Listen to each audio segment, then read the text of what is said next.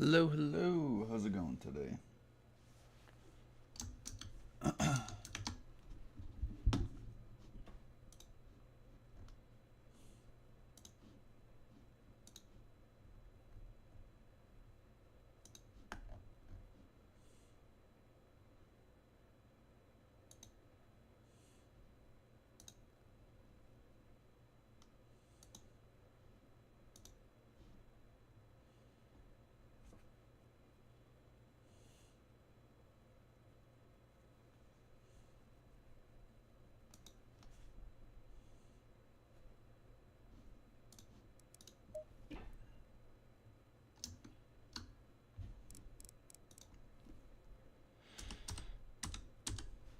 All right. Time to remake the setup that I was working on yesterday when my game so rudely crashed. Green light. Oh shit, that's loud.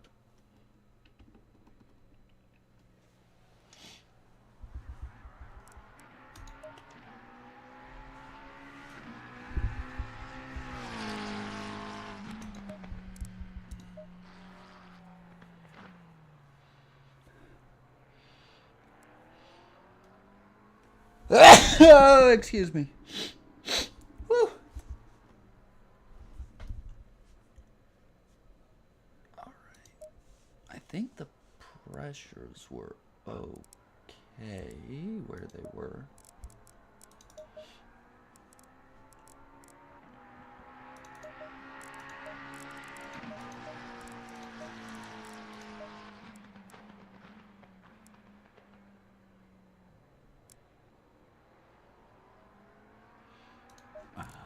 Don't do that yet.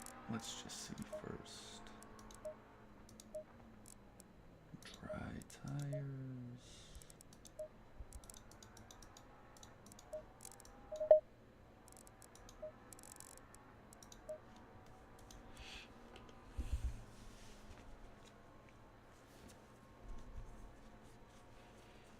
I meant to start a load of laundry before I started.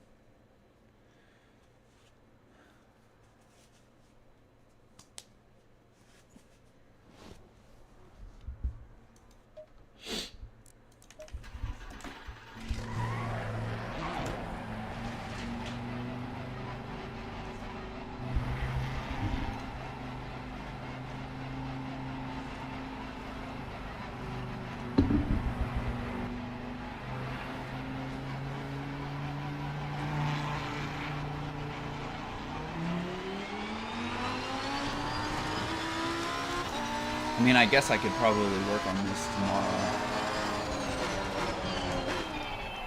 Still got a couple days. But I would like to at least save what I had yesterday. Get back to it.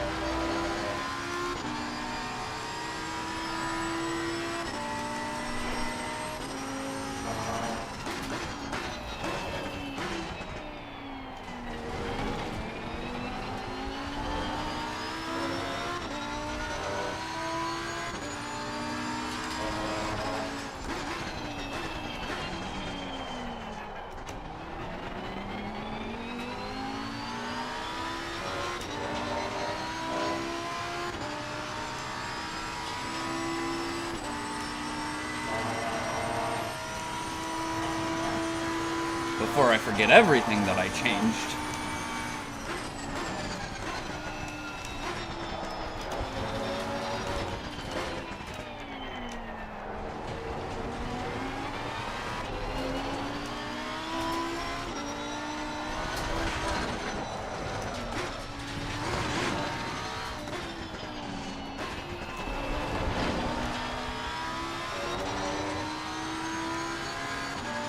Yo, Brooker. Nice PB you got there at the end.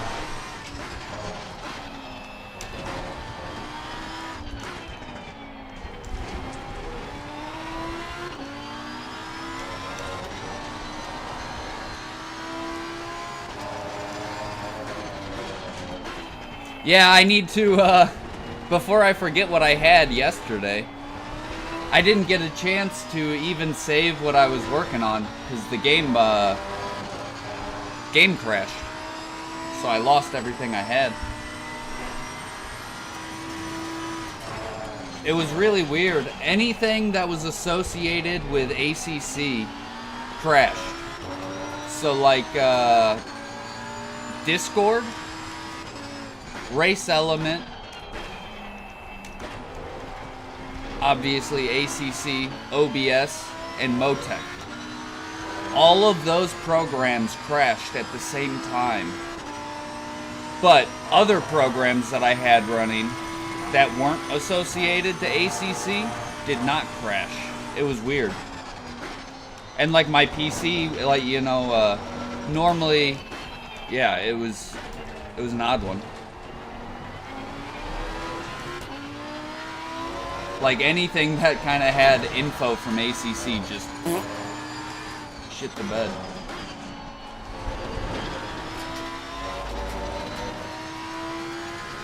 Yeah, you're welcome. Yeah, you're definitely getting on top of it. It's not the easiest track though, especially if you don't race here often. I think you just need to start getting confidence in yourself. Like I was saying, you're cleaning it up a lot. You've got it.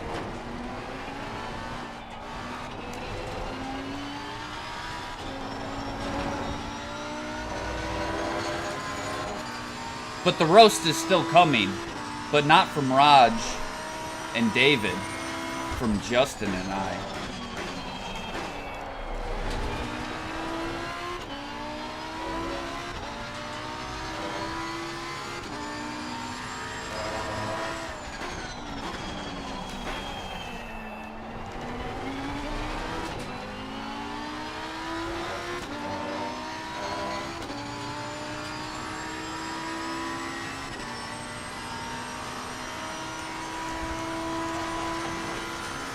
Honestly, I'll be pretty lucky to survive without a massive spin in this car.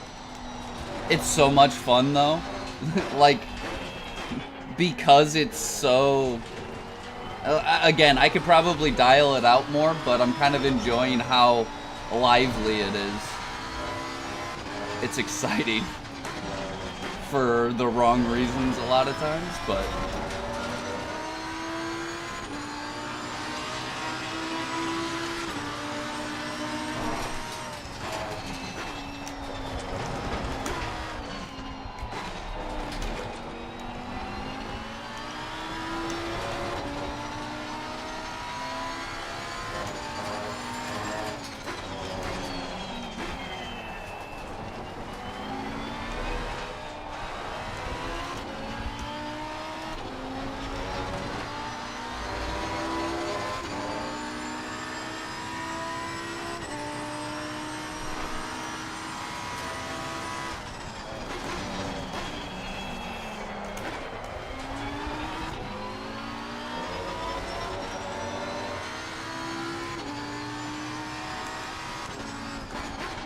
Yeah, I mean, this track is really good for close racing, like being grouped up, but also overtaking around here is hit or miss. And I mean hit or miss a lot of times. Like, it's so hard to overtake that it's going to be a dive bomb.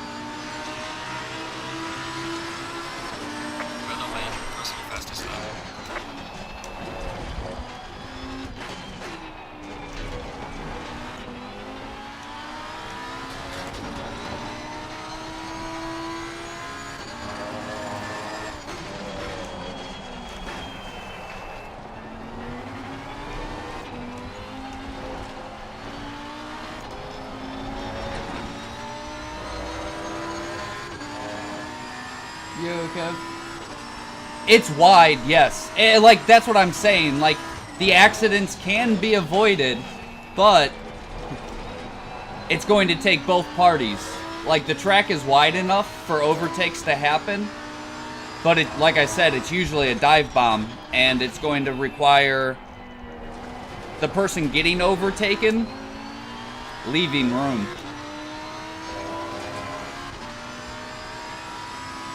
Oh, you can still find walls at this track. I have. You can still find them.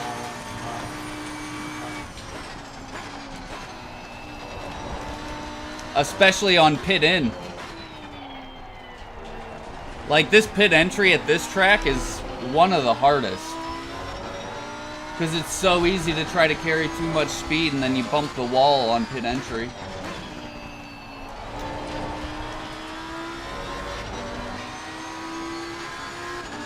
Yeah, you can still find them.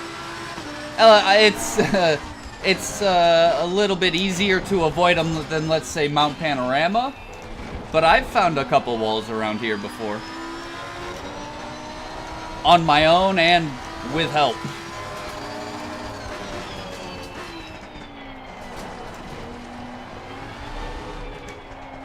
Like up here, right here on exit. I've seen several people hit that wall. That wall also.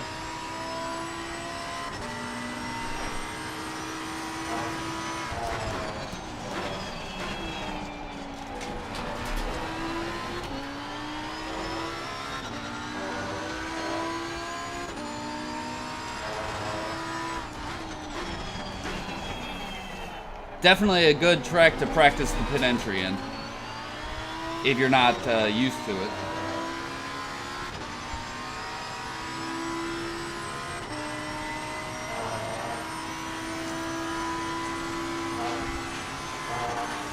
Oh, trying to maximize turn one? Yeah, yeah.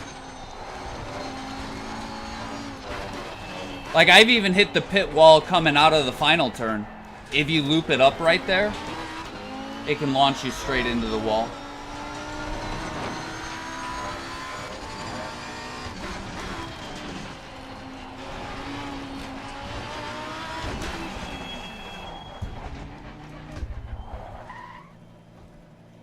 Yeah, exactly. Getting a bit greedy. Easy to do. Alright. Pressures were close-ish.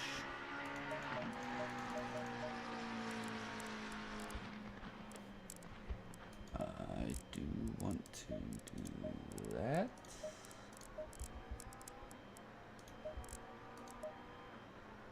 And also...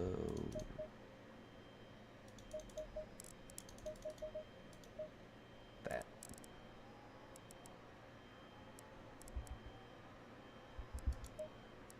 I think.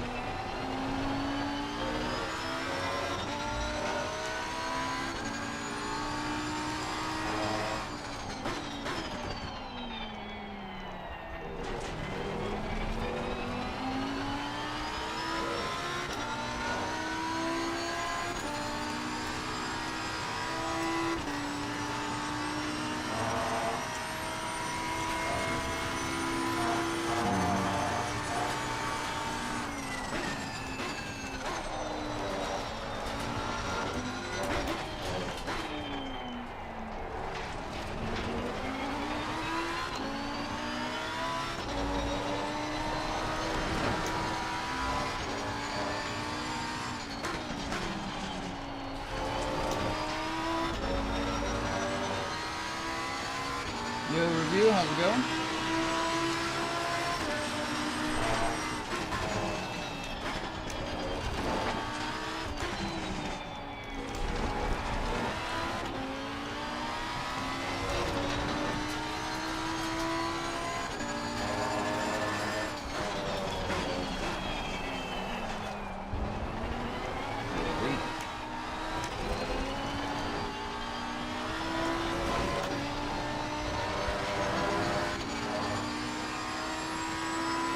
Doing well, how about you?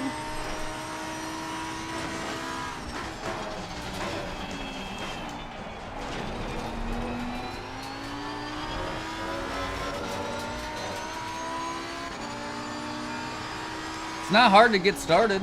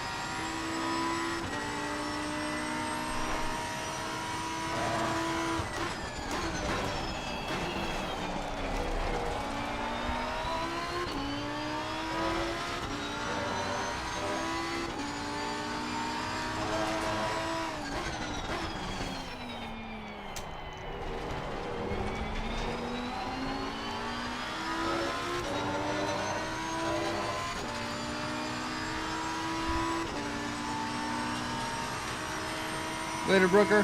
Talk to you soon. Have a good one, man.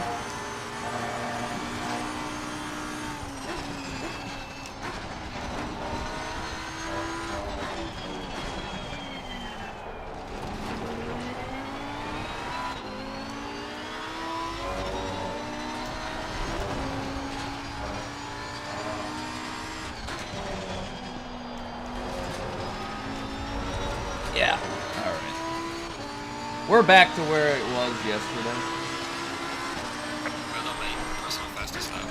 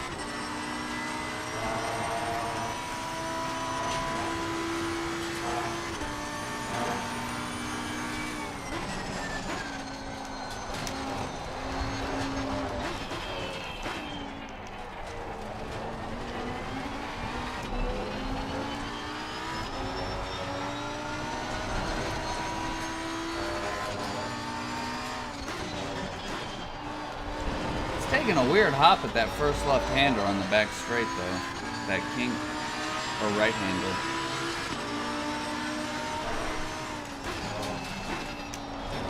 Like, it's not really messing me up, but it's... Yeah.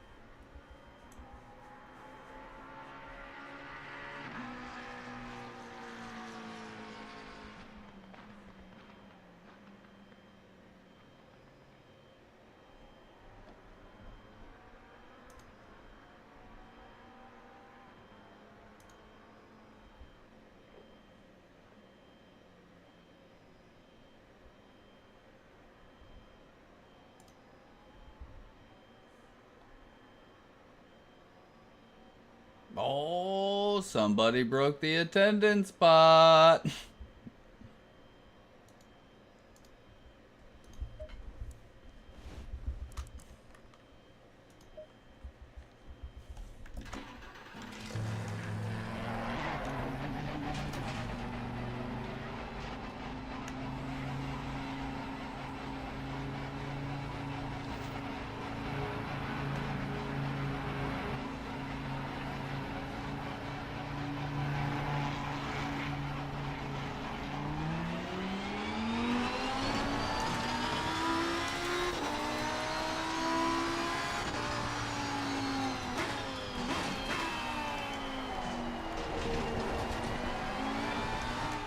That's a paddling.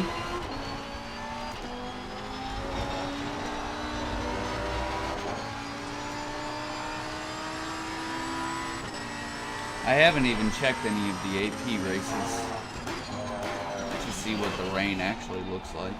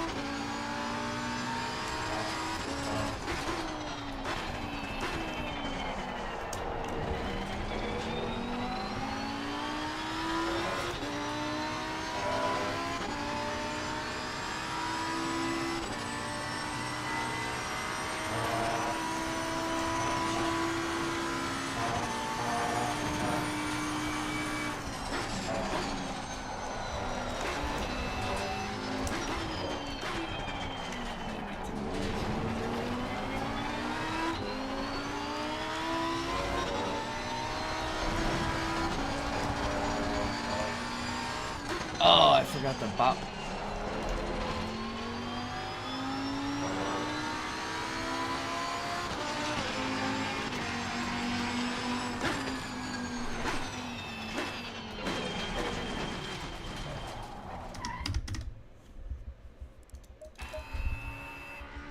Forgot the ballast.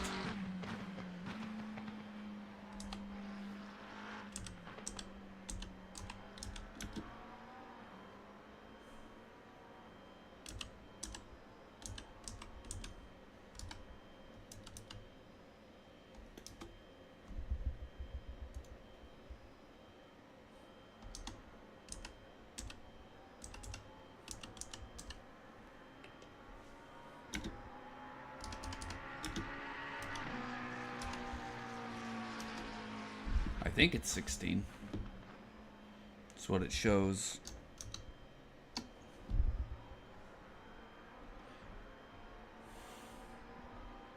On the spreadsheet, at least, or what it did yesterday. But then Junior was saying that Brooker's gonna have 23, and this is saying 20. So maybe I'm gonna have 3 more? We'll see.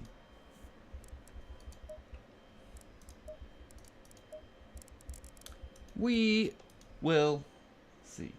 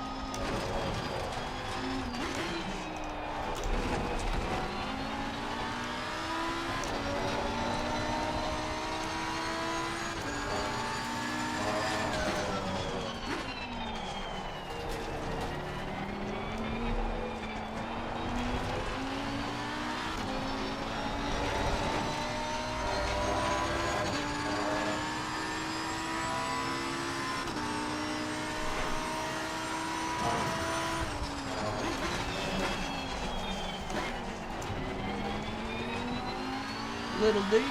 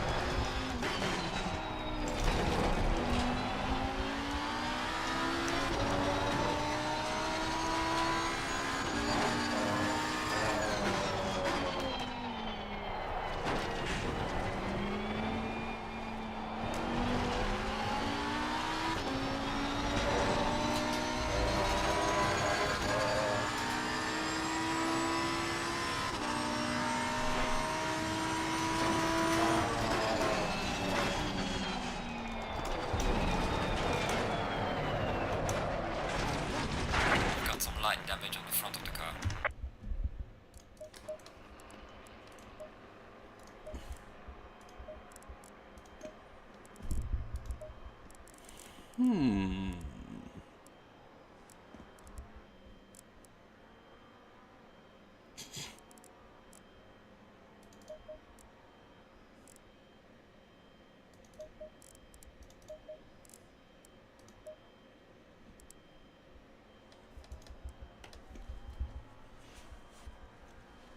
All right, real quick.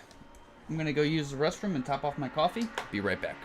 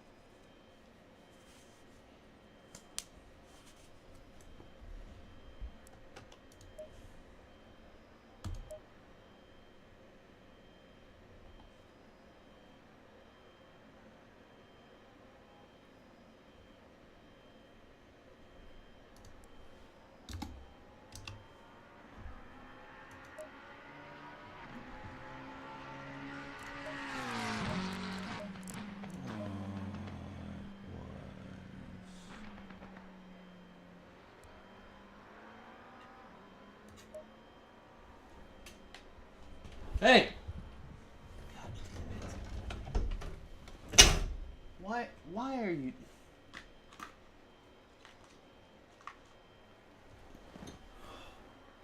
Cat. That was, we haven't done that in a while.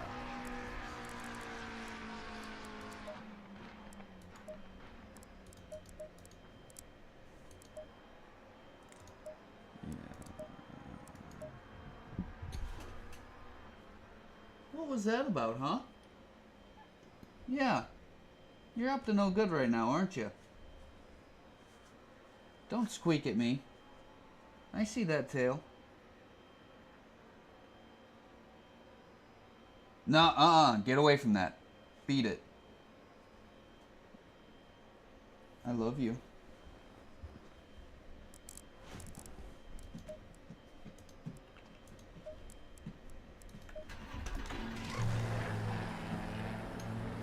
Hey, Nadim, how's it going?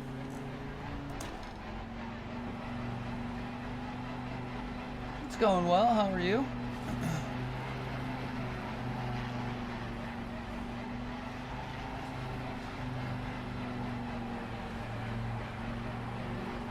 Yes, indeed.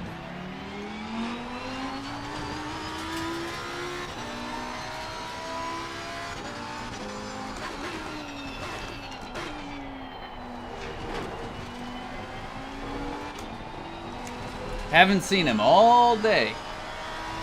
He ran in here and started grabbing things.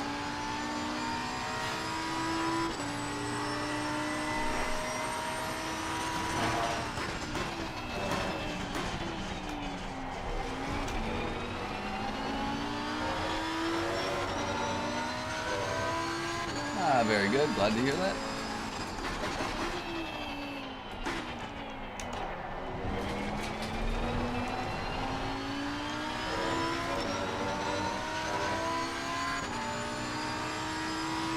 I gotcha. Well, I hope it's all going well.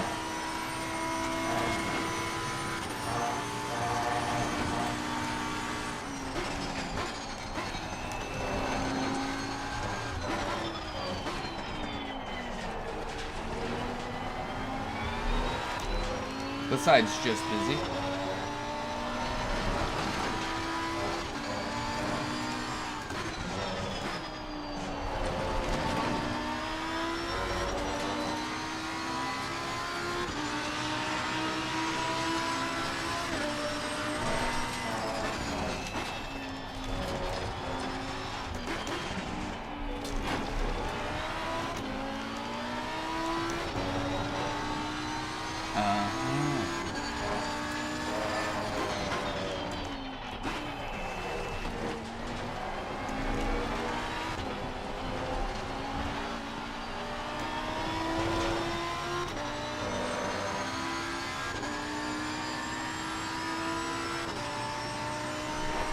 Couple kitties as well. Nice. Well, mine, I mean, they're not like this all the time.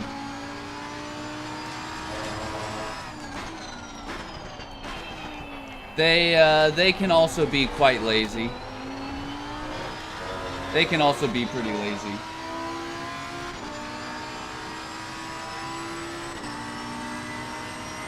Or they can be demons.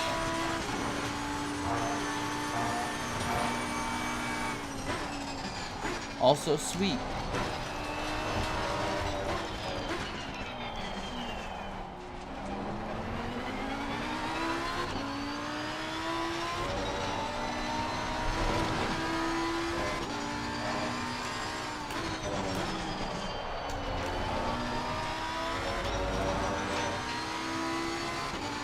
Two of them.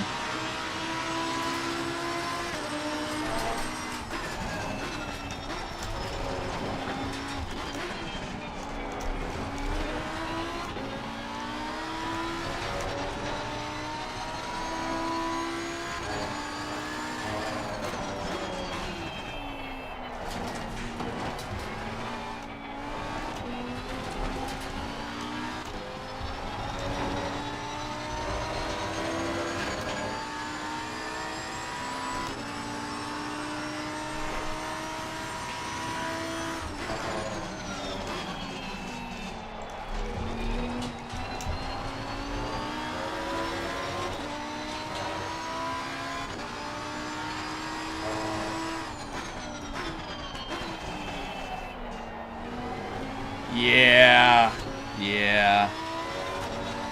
That is a very bad part. Mine are pretty good.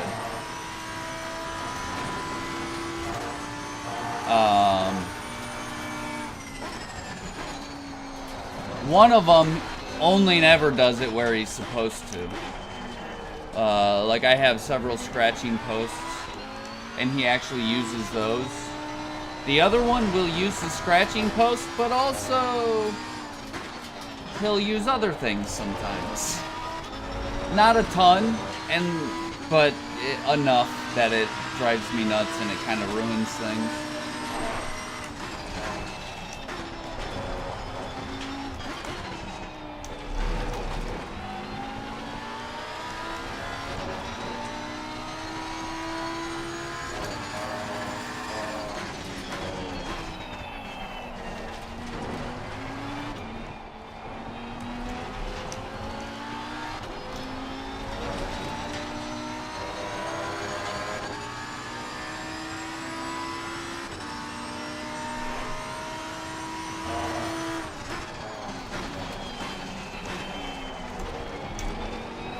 Yeah, this side, the right side of my my chair for my sim rig is quite full of holes.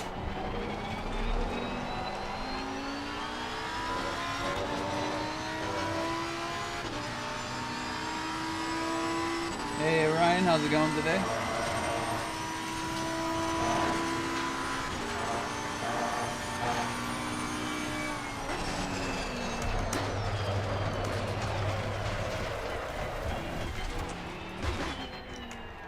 Drifto!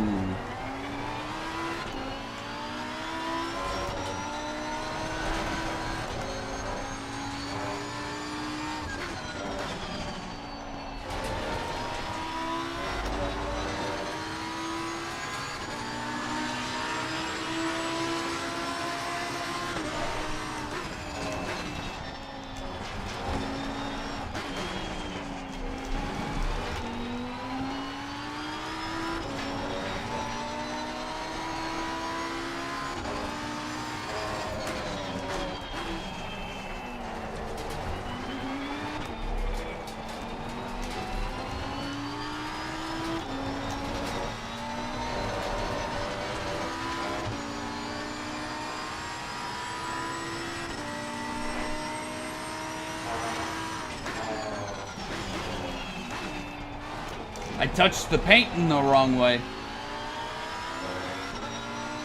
Ah, very good. Glad to hear that. It's going well. Just getting back to where I was yesterday before I got disconnected. Didn't get a chance to save what I had. But I got it back now.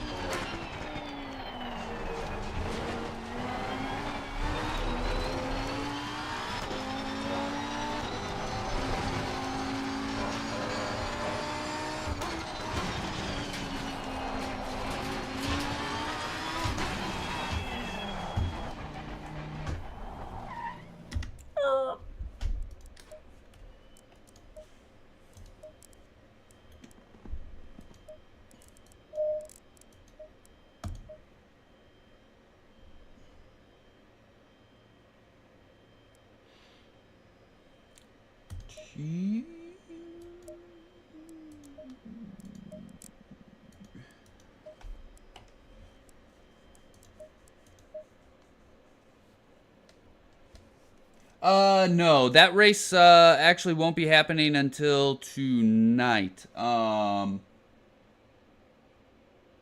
about 7 hours.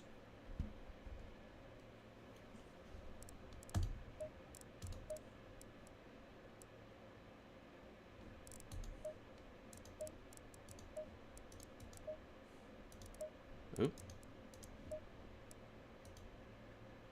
Not for another 7 hours or so.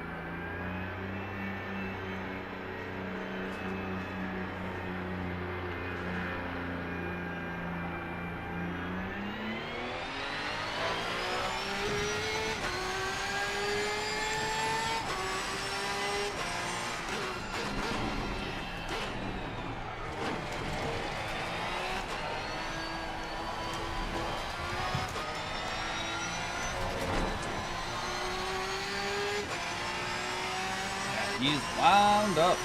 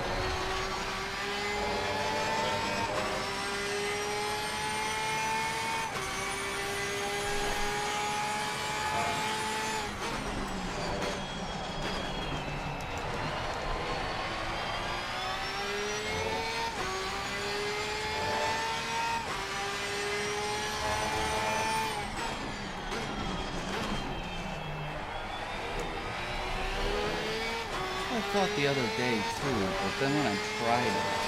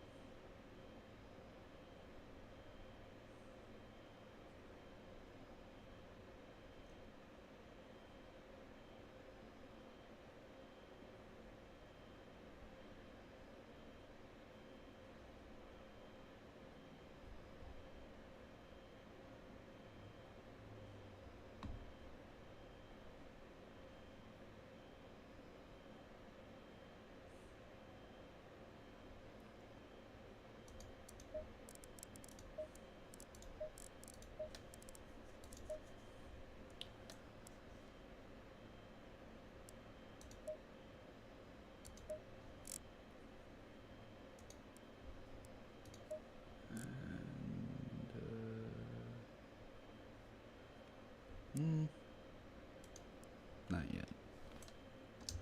What else do you need?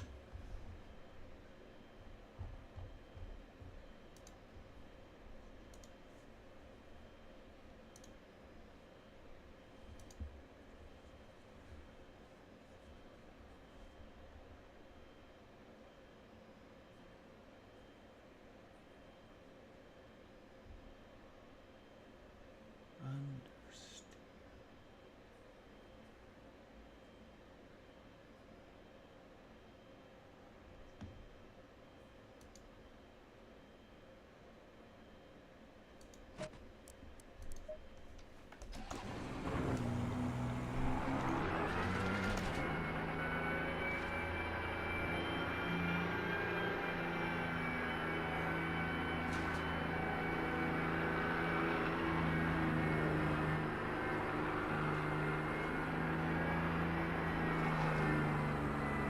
Yeah, yeah.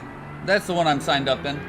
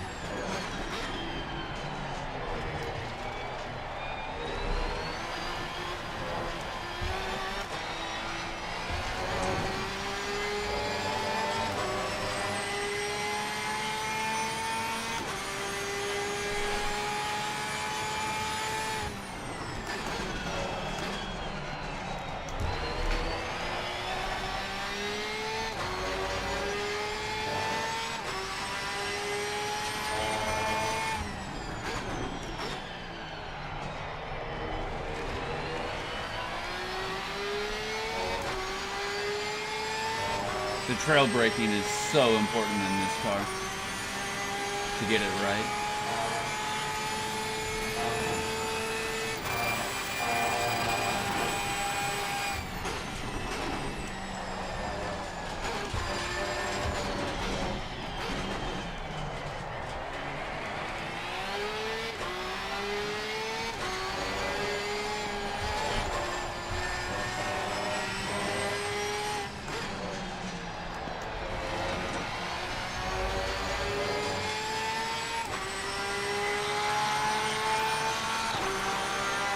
I don't make the fastest lap so far.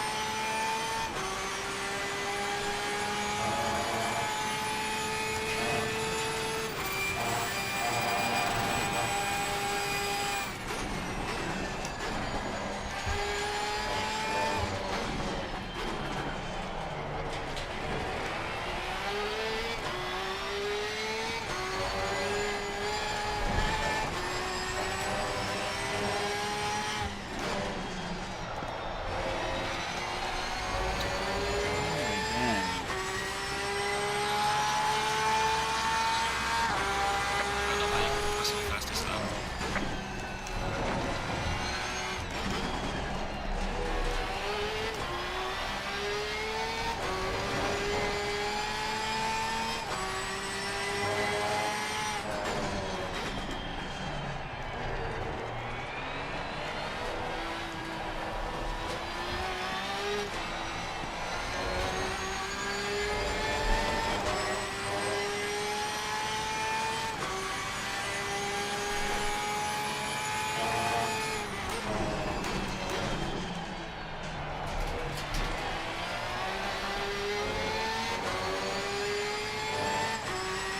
Ronan, what are you doing?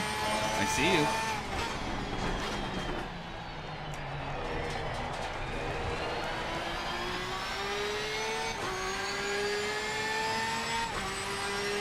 You calm now, buddy? You get some of that energy out?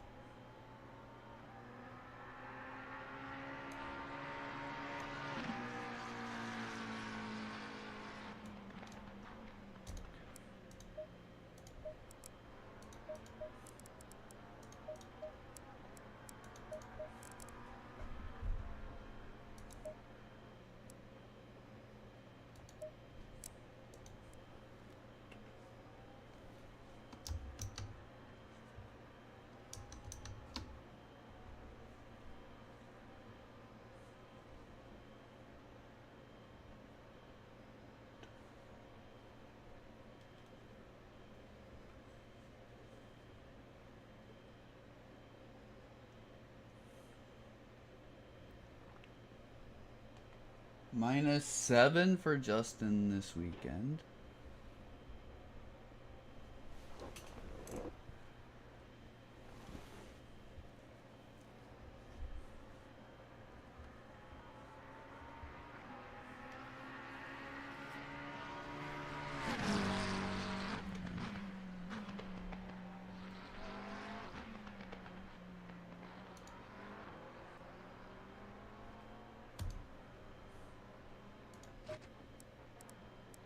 Maybe that's why.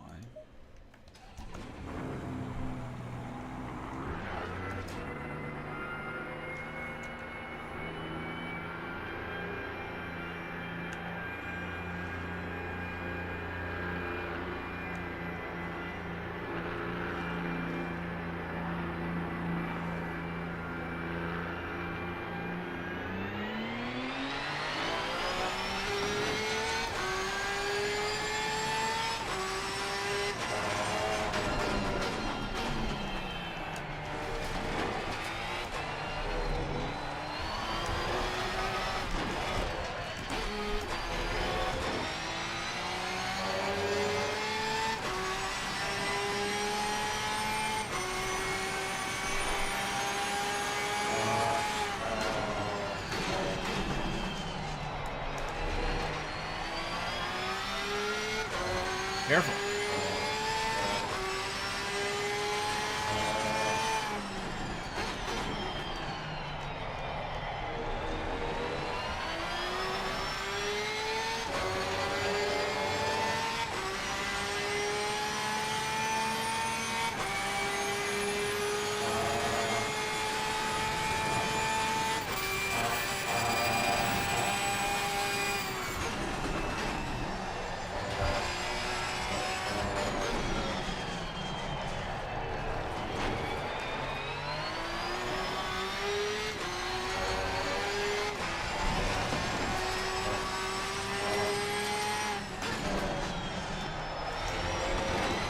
Saved it before I made these changes.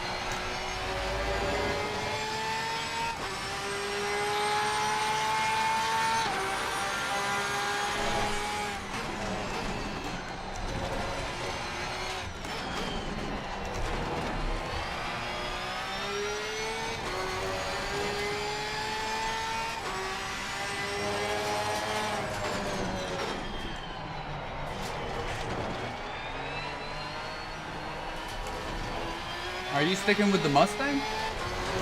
I didn't know that we were switching cars, or that we were allowed to.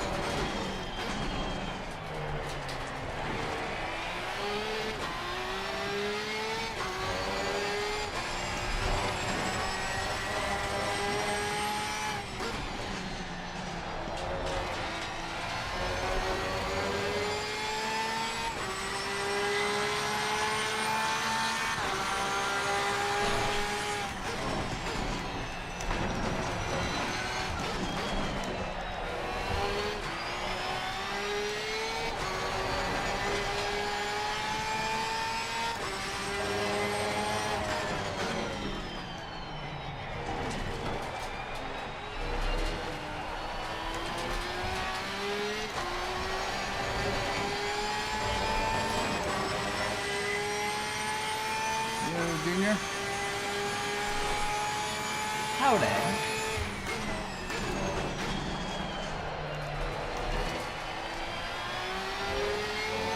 How was the first day with some peace in the middle of the day?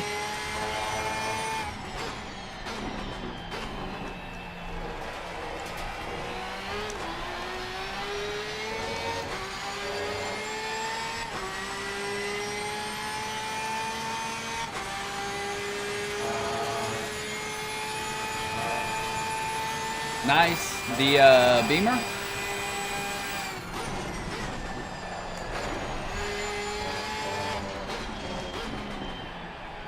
Or which car?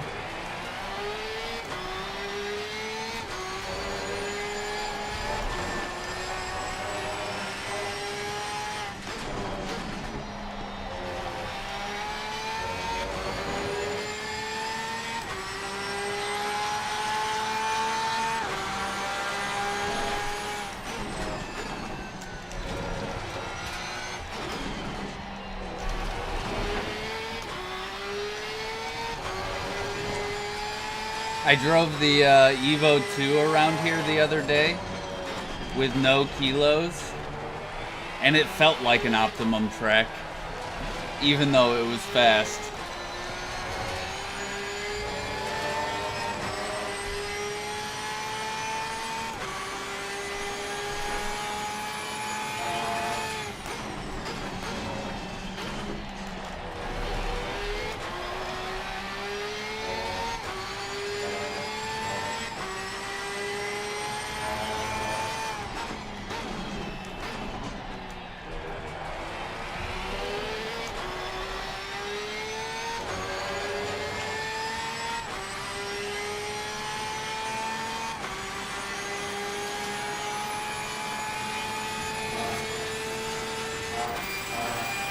Carry her up the steps, hand her off and say, "She's yours for now."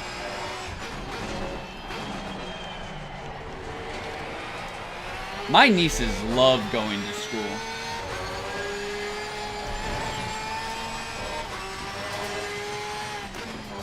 The interaction.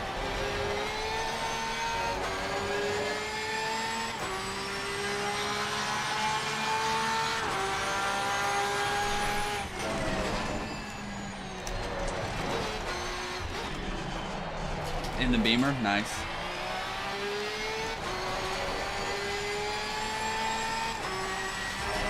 $33,400, damn, nice.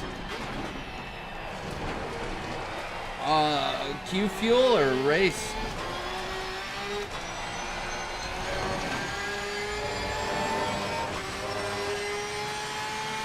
Hey Joey, how's it going?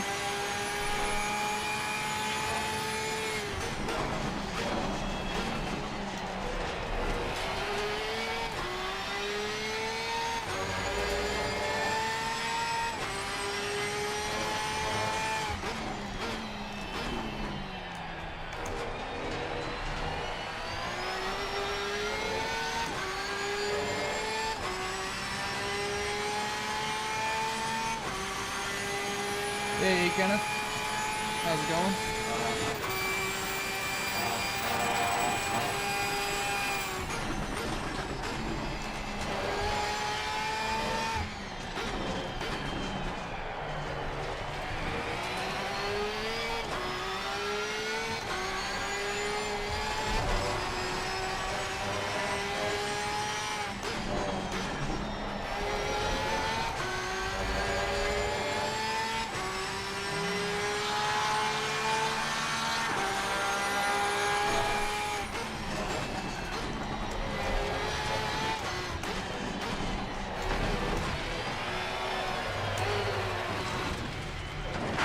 Got some severe damage.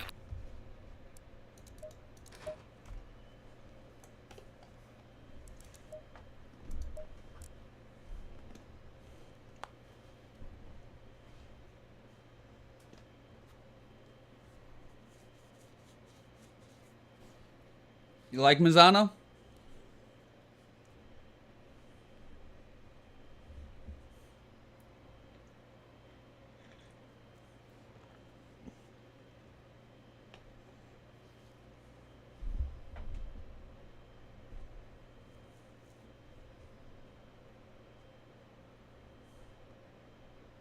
Yeah, I like the track.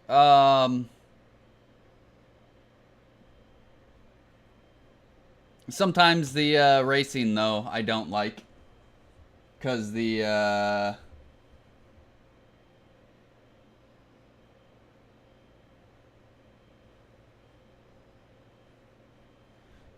sometimes the racing isn't so clean.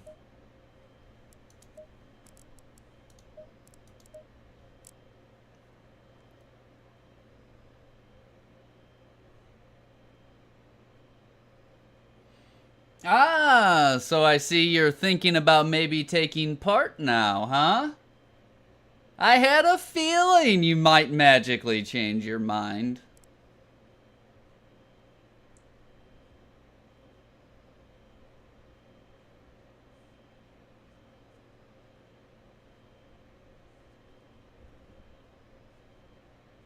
He is very good.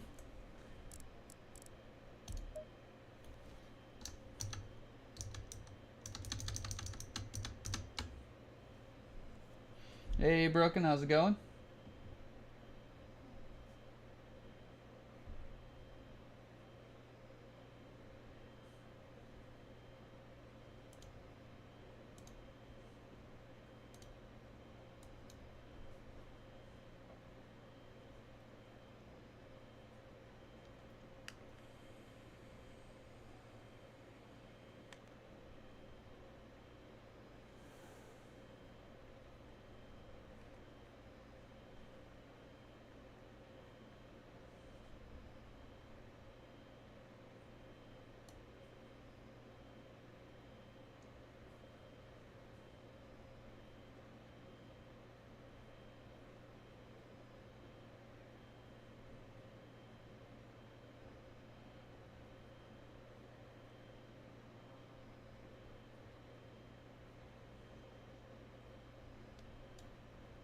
Okay.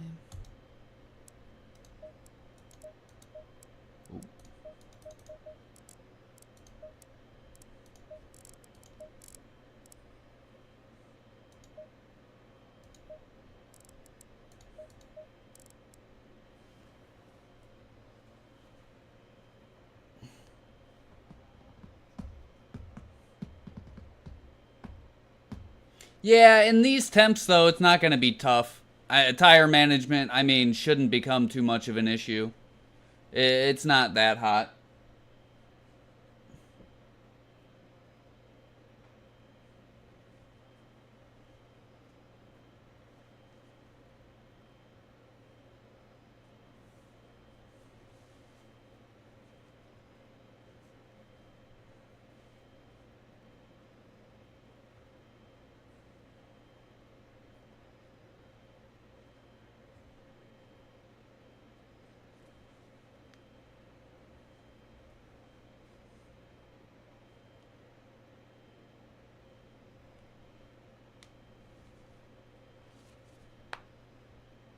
Oh, so you are racing tonight?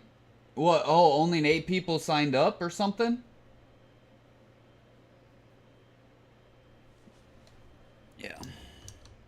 I tried checking the attendance, but the bot is broken.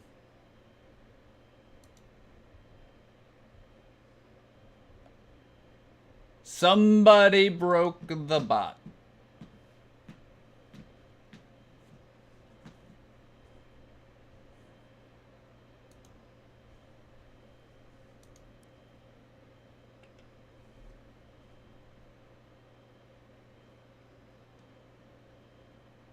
Yeah, yeah, for sure.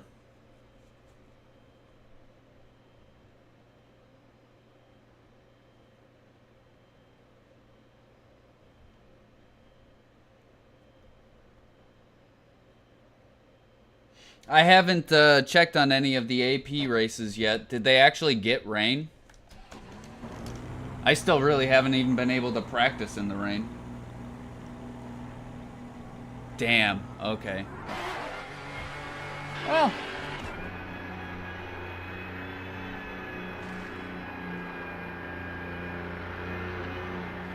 Thank you for all the likes today. Thank you, thank you.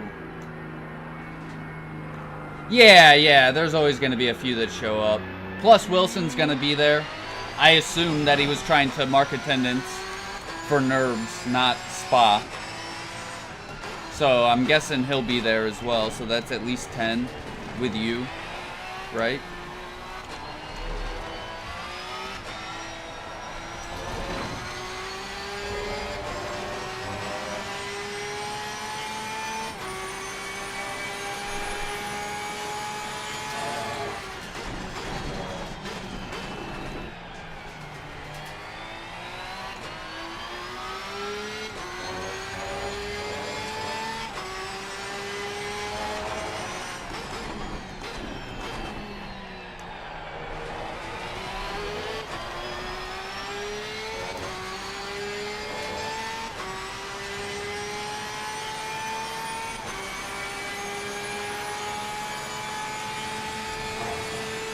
I can't remember the last time I've seen Luke in a Honda.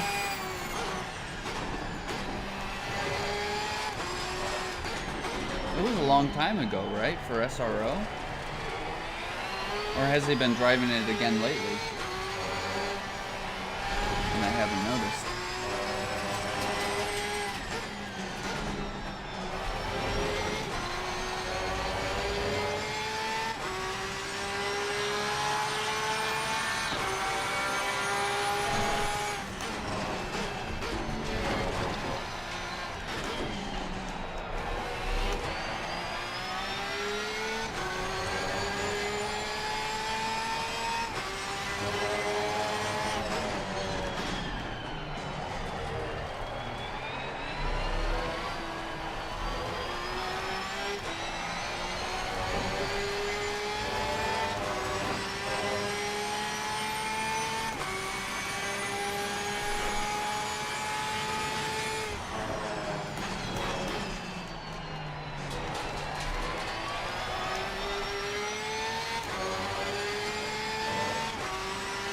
Three out of 4 were wet? Like, wet all the time or just a little bit? And one was completely dry for 8%. Okay.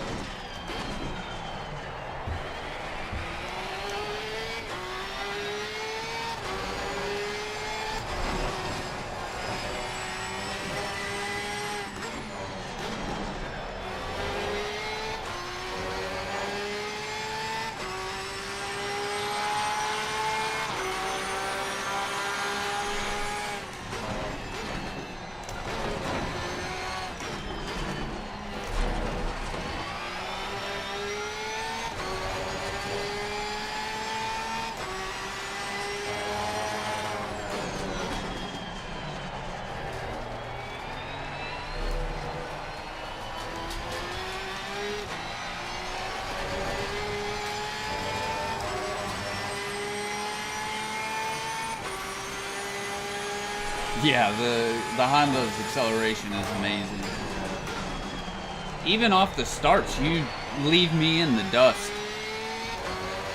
So like, I'd say even from first gear, the Honda's acceleration is probably right there with the Porsche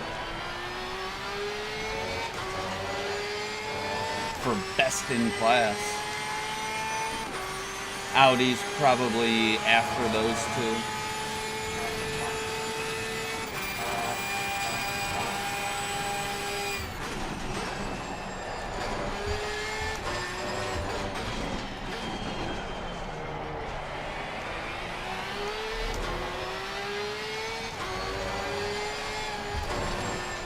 I keep wanting to make the front stiffer, and every time I try, it's just... I need one of those in-between settings again. I need an in-between!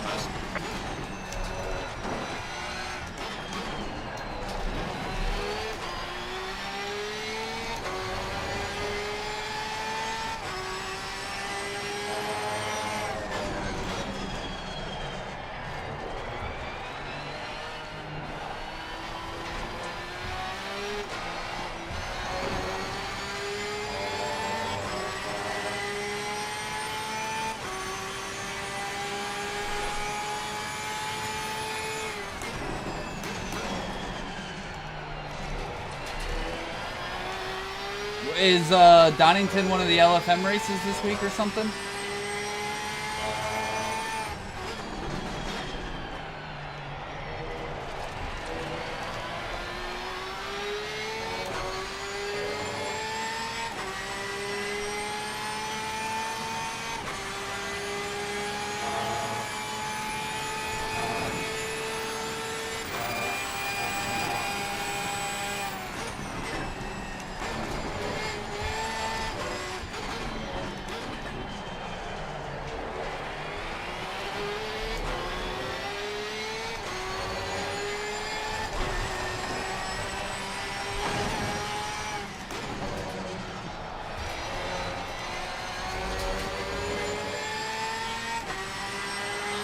Ah, gotcha. Okay.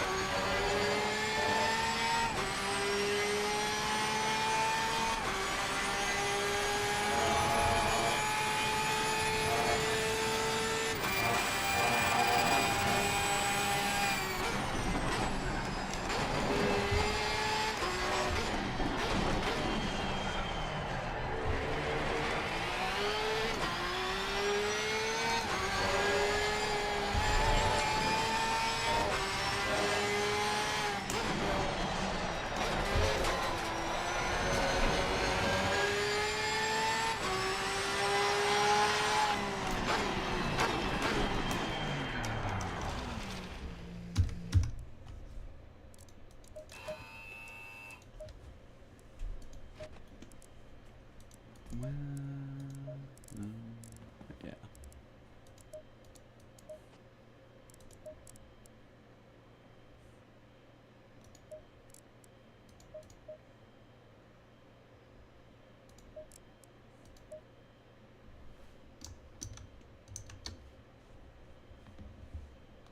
Hey, Carlvin, how's it going?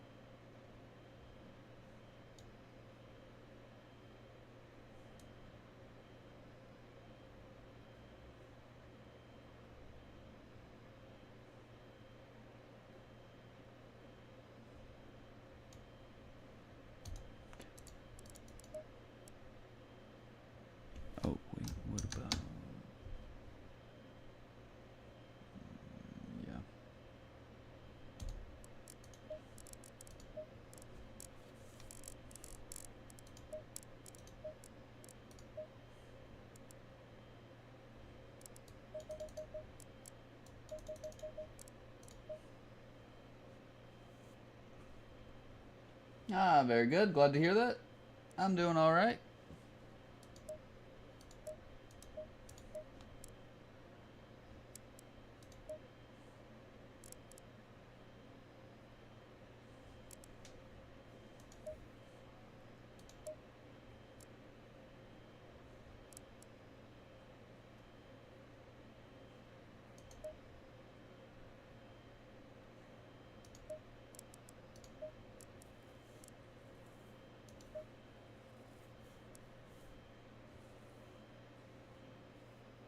Ah, nice. Yeah, I like it.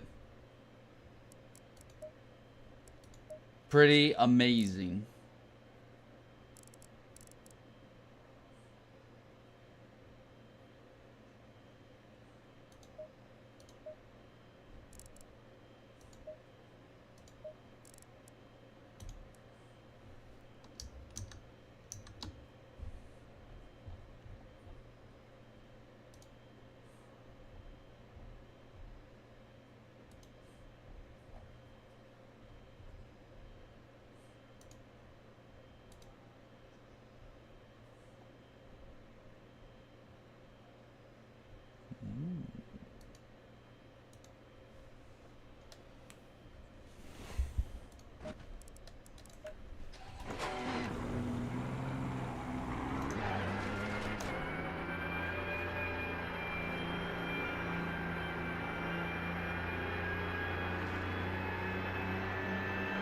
Getting a bit carried away in the Porca.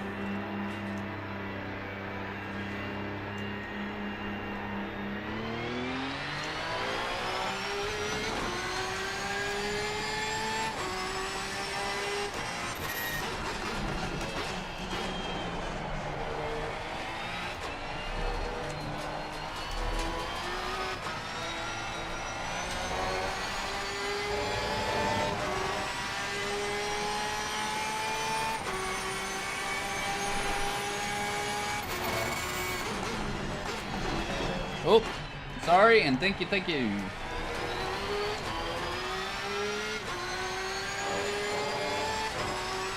It's coming back, or it's back by now.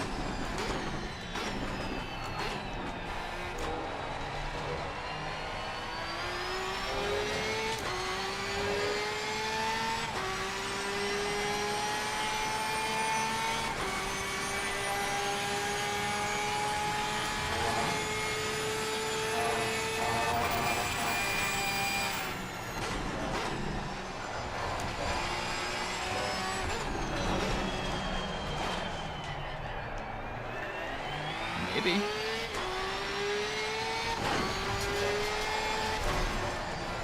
Eh. Maybe not.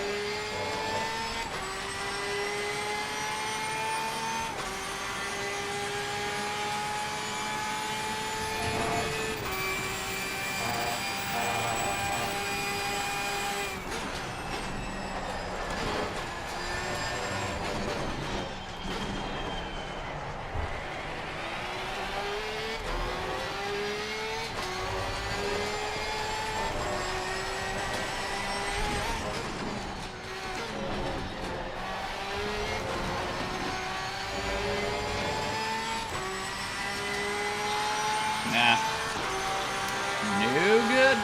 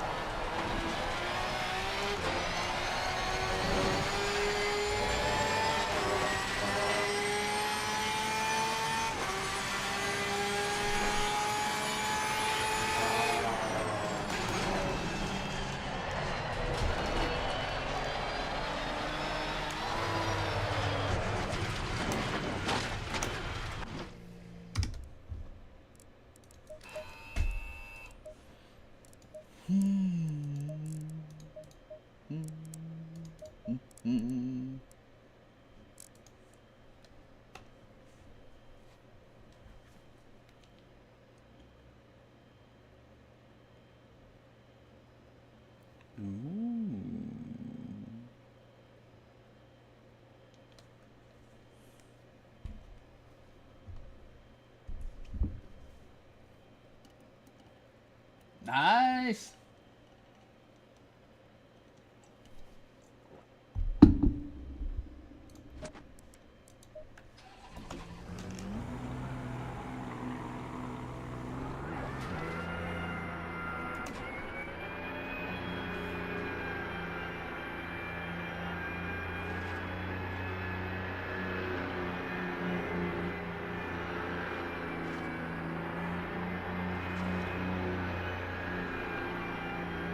Get your fix a little.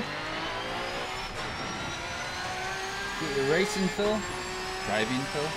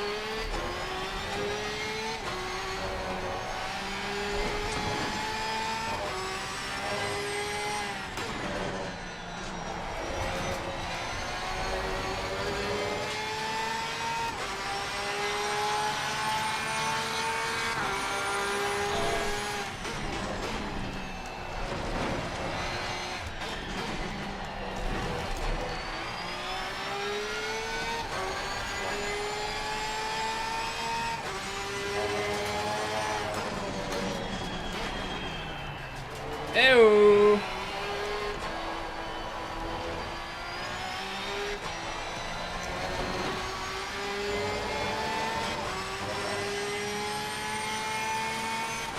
Papa's in the house.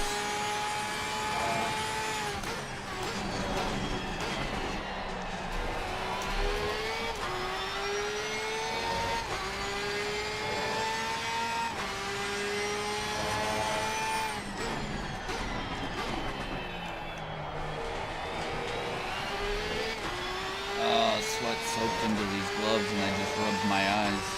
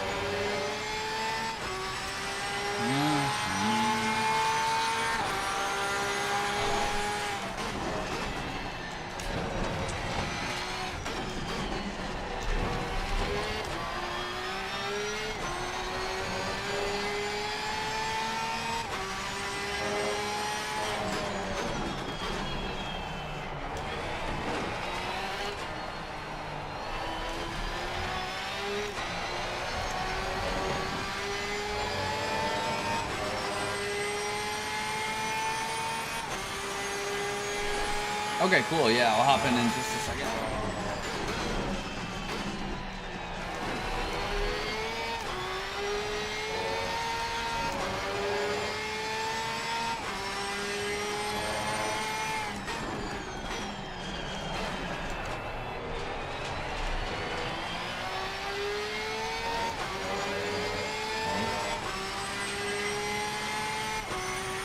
Copy. Talk to you in a few.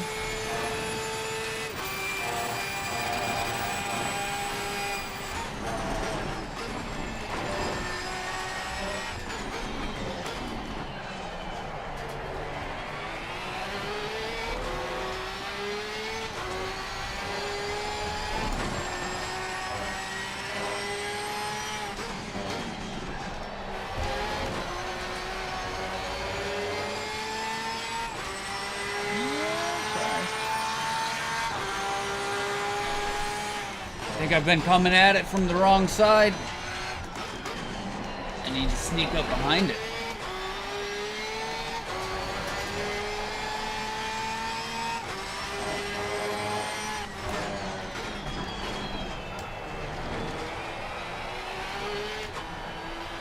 To get its grip up like I want.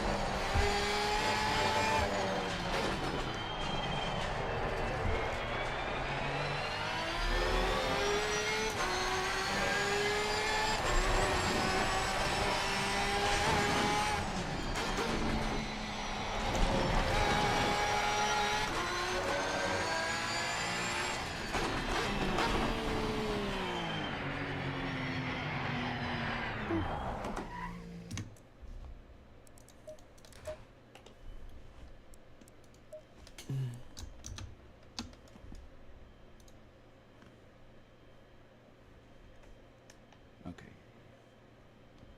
Make sure this is...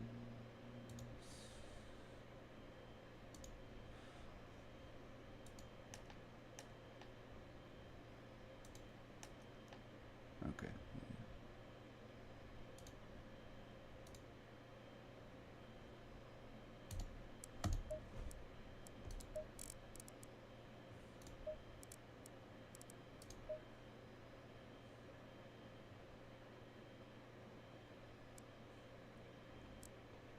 Maybe.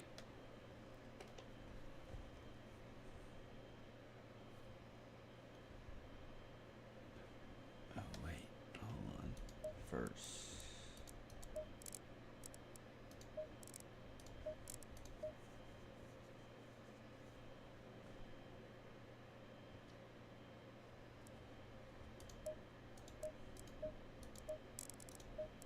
Now, try it.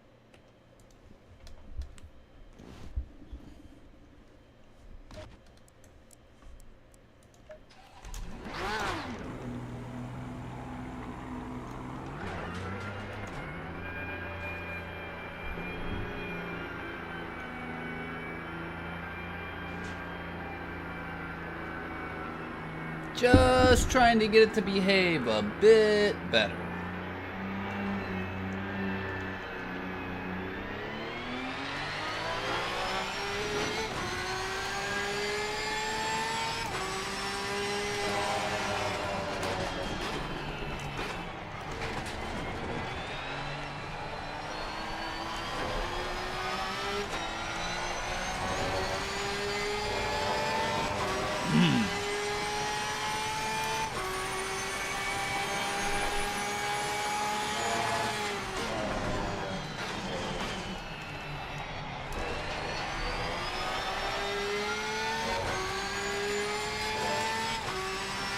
I was backwards. Maybe.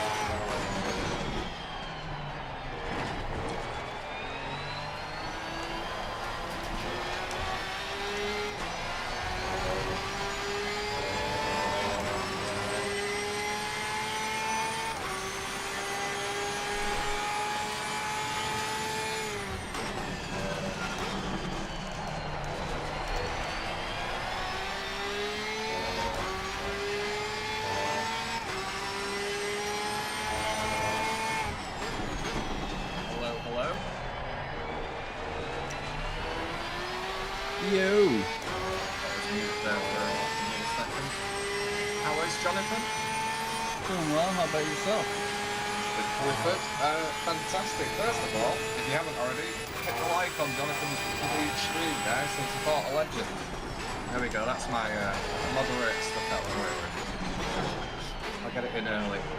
As for me, still recovering a little bit from, I don't know, let's just call it flu, and then not got hyped up on anything. But yeah, family's just been really Izzy's really sick. It wasn't until today she was obviously back to school, like I was saying before.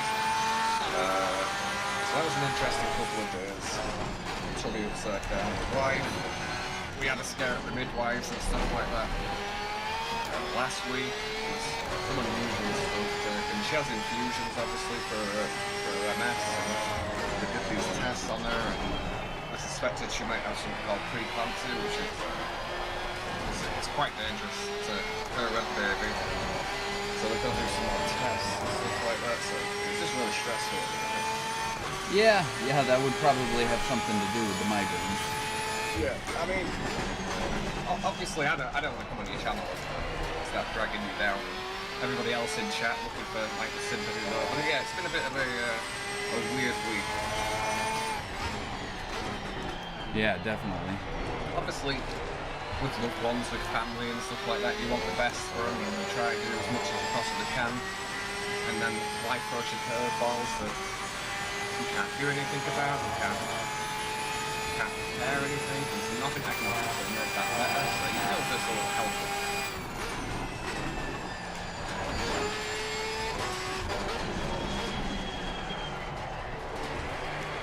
Yeah, just when you feel like you're getting into a rhythm, life goes and slaps you a bit.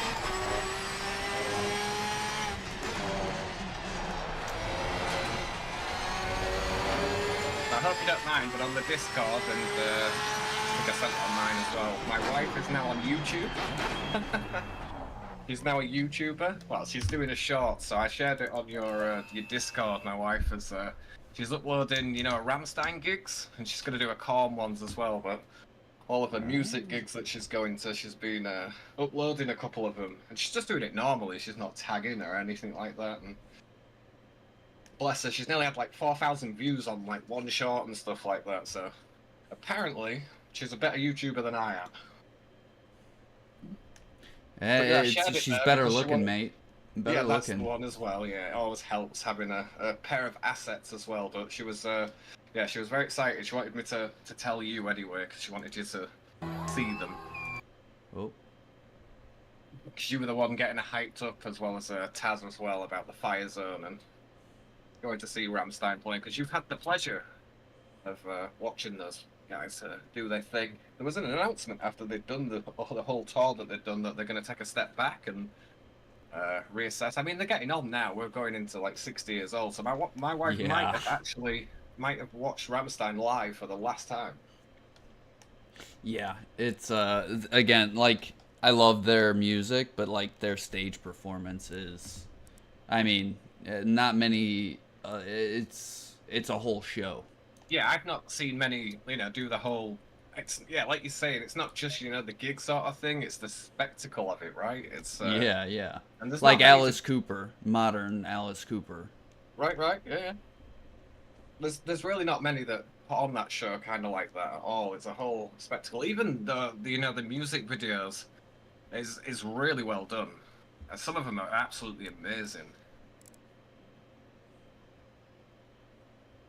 But yeah, she was very excited for me to tell you anyway, so you get to see them. And she's going to upload a Korn ones soon as well. Why she calls you Jonathan Clifford. And Jonathan Davis, that's the one. So I do see you in a 999992. Yeah. Are we trying something different? Are we mixing it up a little bit? Are we just seeing how we get on at this track? What's the story? Could we see you in a different car come Saturday? Oh no. Just playing. No.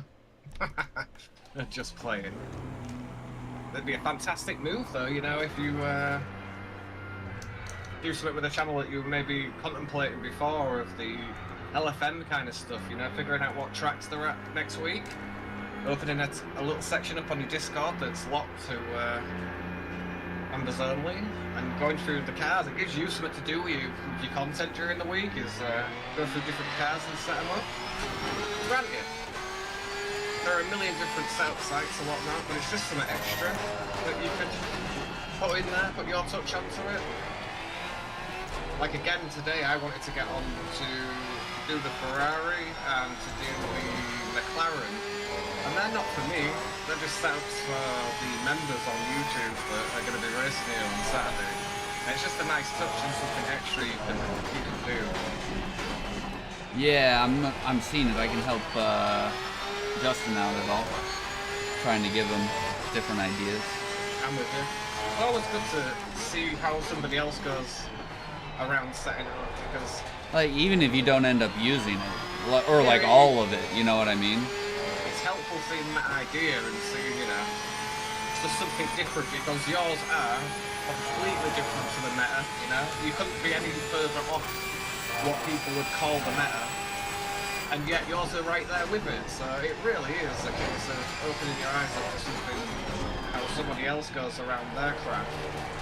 Well, I think it kind of just goes to show comfort is more important than the, you know what I mean? Like, the setup's important, but as long as it's comfy for you. Well, here's the thing, right? I'm not paid to say this in any regards whatsoever, but I could run a certain website setups, and I could run the setup that you would send me over for, say, the Lamborghini, and there wouldn't be anything in it with time, It'd be right there, and they're completely north and south when it comes to the way the car's actually set up, so it's really good to have a different perspective on just setting that car up.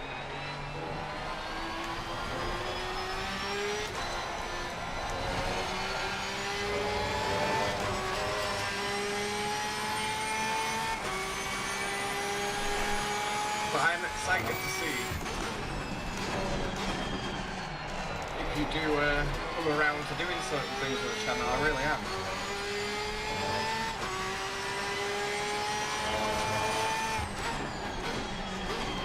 Tried the Feffy around here the other day too. How did you Man, get on with it? just immediately so fast. Yeah. Especially with no kilos. I didn't bop it for LFM. I just did the 0 kilos. Wow. Yeah.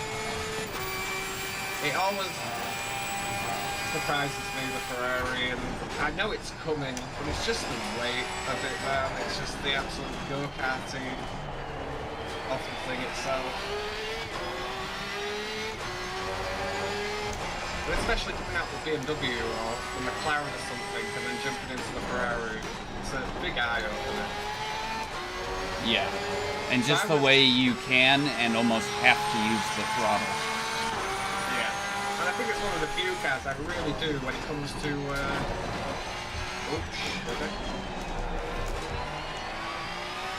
when it comes to the TC on that car, It works. well, I think it makes it such a good all-rounder for everybody, because of just what you can do with a TC on there.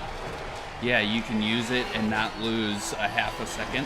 Yeah, you can literally be an absolute, not amateur, I'm not saying that everybody that runs the car in the high TC is an amateur, but I don't feel like you lose any time running it in, say, TC 4 or 5, which is significantly enough slip in it to get it turned, or you can turn it up to TC bloody 9 and you will still be right on the cusp of what you were doing anyway, so I think it's a really easy car in that perspective.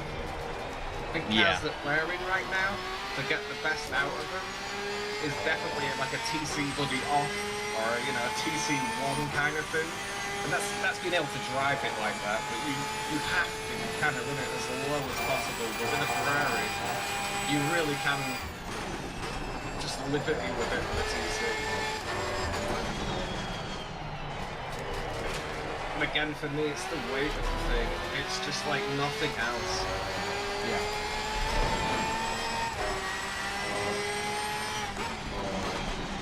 And it uses less fuel, so you're carrying less weight in fuel. Yeah, Because like it's so much lighter, you can close the brake ducts an extra step versus every other car. Yeah, right, like you needed that extra weight lift on the thing as well, but I didn't realise I've not run it really in competitive, like Enduro, so I wasn't 100% sure on the fuel usage for it. But is it significant, John? Yeah, it sips fuel. Like a 90-minute stint isn't out of the realm of possibility with a bit of fuel saving. Oh wow, okay. So I mean, in an enduro race, you're good to save about a lap eventually, you know, after a good hour or two. Probably have an extra lap in there. Oh, at least. If there's no stint timer, yeah, you can go a lot longer. That's an eye-opener.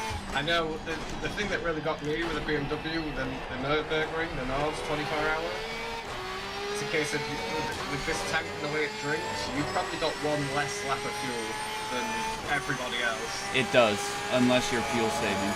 Yeah, exactly. You've got to be mindful of the... And you have to fuel save for half the stint. Yeah, exactly. And that takes a toll, right? Over the stint distance, just to be able to kind of match.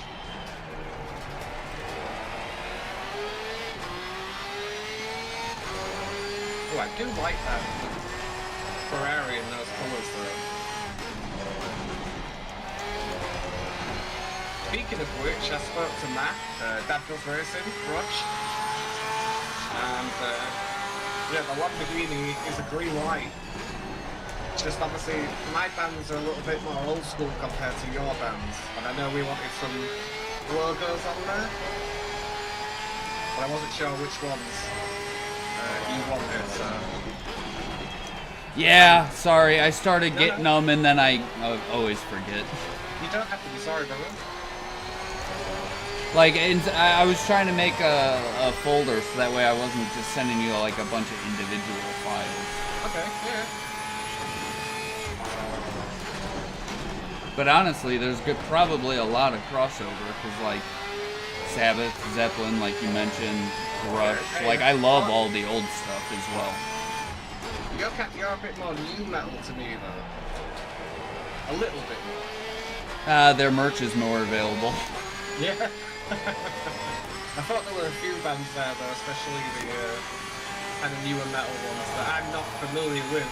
But it's just getting the logos for them. I mean, every single one of them can be PNG'd out, so you can cut around it and whatnot. So anything's a possibility. But yeah, I was going to attempt one, and it would have just been your black and purple Lamborghini with Clifford down the side of the door, the American flag here and there, and maybe a QR code on the actual car for your YouTube channel, like a working one. But with Rog on the case, now we have the doors are actually opened up to anything and everything, so the bands will be fantastic.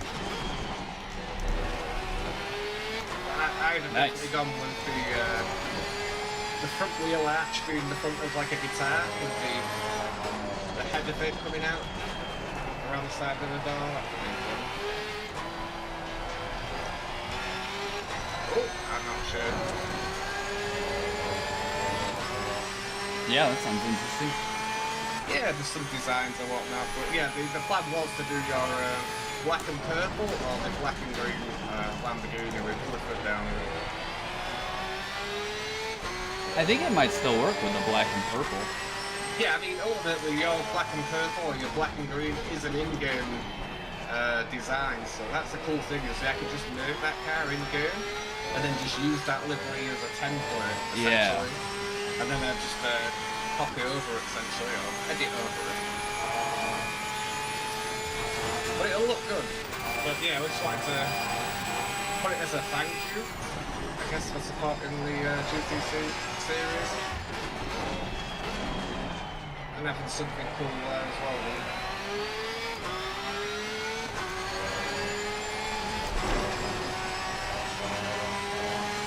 Yeah, I went too far with it again. Well, they're just the liveries that I see, you know. You could do something really cool with like a black black, like kind of grey as well. There's so many possibilities.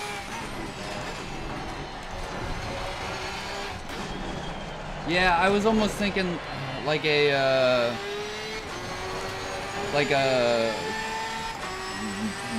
graffiti like montage or not montage, what's the word? Hold on. Collage. I'm with you. Yeah. You know, just kind of haphazardly, not, but you know, just kind of sporadically placed, like I'm with you. I like know you. like an old skateboard with just stickers all over it. I'm with you, brother. Yeah. I guess that would have been the easiest way to describe it in the beginning. Hey, you got there in the end.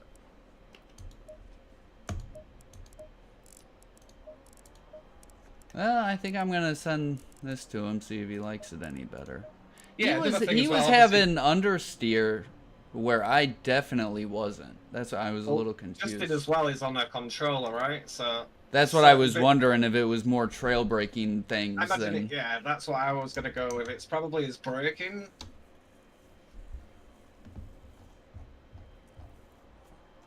Yeah, especially in this car, like this more than most, it's so important to get the trail braking right, just to get it to continue to grip all the way in. It's trail braking dependent, right? Which is one cool thing about that car is you could jump in most cars and have that technique already kind of down, but with the Porsche, it's kind of a necessity to do the trail braking, which in a sense I think it really does teach you a really good way to drive, which helps with every car essentially. This and the M2 for sure. The M2, right? Yeah. I mean, that one, same thing. If you're not trail braking, you're not turning. Which, again, I always say that car is great. I wish it got used more because it's such a good learning car, and it's so much fun. Yeah, I think that, you know, the only real thing of when that car wasn't released was the GT4s, and I think it teaches such great habits of trying to keep the speed up, you know, trying to keep the minimum speeds in the corners up. It makes all the difference over a whole lap. And you're right as well, they are so much fun to drive, but I think as something to learn how to drive, there's not much that comes close to a car like that. Yeah. The Miata, but again, like the M2 is like ACC's Miata, I feel like. Yeah, man. No, I agree. There's such good habits to actually get yourself into. I tell you what, a championship in the M2 might be a lot of fun. I've done a couple on AOR. I think I've seen your M2 championship. It looks super fun, man. It was actually my first AOR win and my first AOR championship win was in the M2. That championship home as well. Yeah. Let's go, John. I never knew that. I was watching you race it. I realised that you'd taken home the win there as well. Go, brother.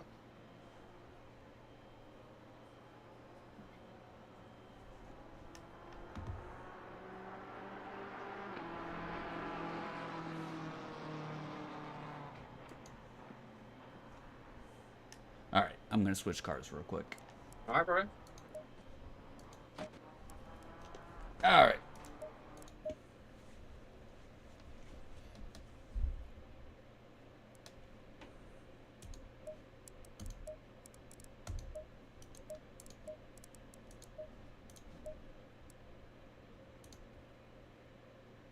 Green light. Start getting used to the real car for tonight's race. Right.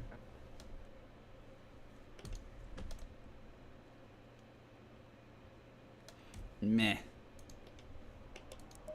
But yeah, I'm partly to blame for this being a dry race. It was just I realised with the driver interviews last week just how many people haven't turned a single corner at this track. I was advocating for it to be a dry race. It was meant to be like the real world weather is what Justin's going for. Yeah. Which would mean, I think it was 88% chance of rain, so it was going to rain. And rather than it being a case of having to fight your tyre pressures for the new drivers, kind of turn that down and let them learn the track instead of they're gonna have to learn eventually. Oh, they really are, yeah. And I mean, a lot of them, I mean, they're not brand new to the game. They could have, you know what I mean? Like that. Sometimes they need the push to do it. No, I'm with you. I am. But also, it should help with it being dry. Well, this is it. I wanted them to kind of learn the track and not having to fight the temperatures of the tyre temps and be a tyre pressure race, essentially. But you're right. Maybe I am enabling a little bit.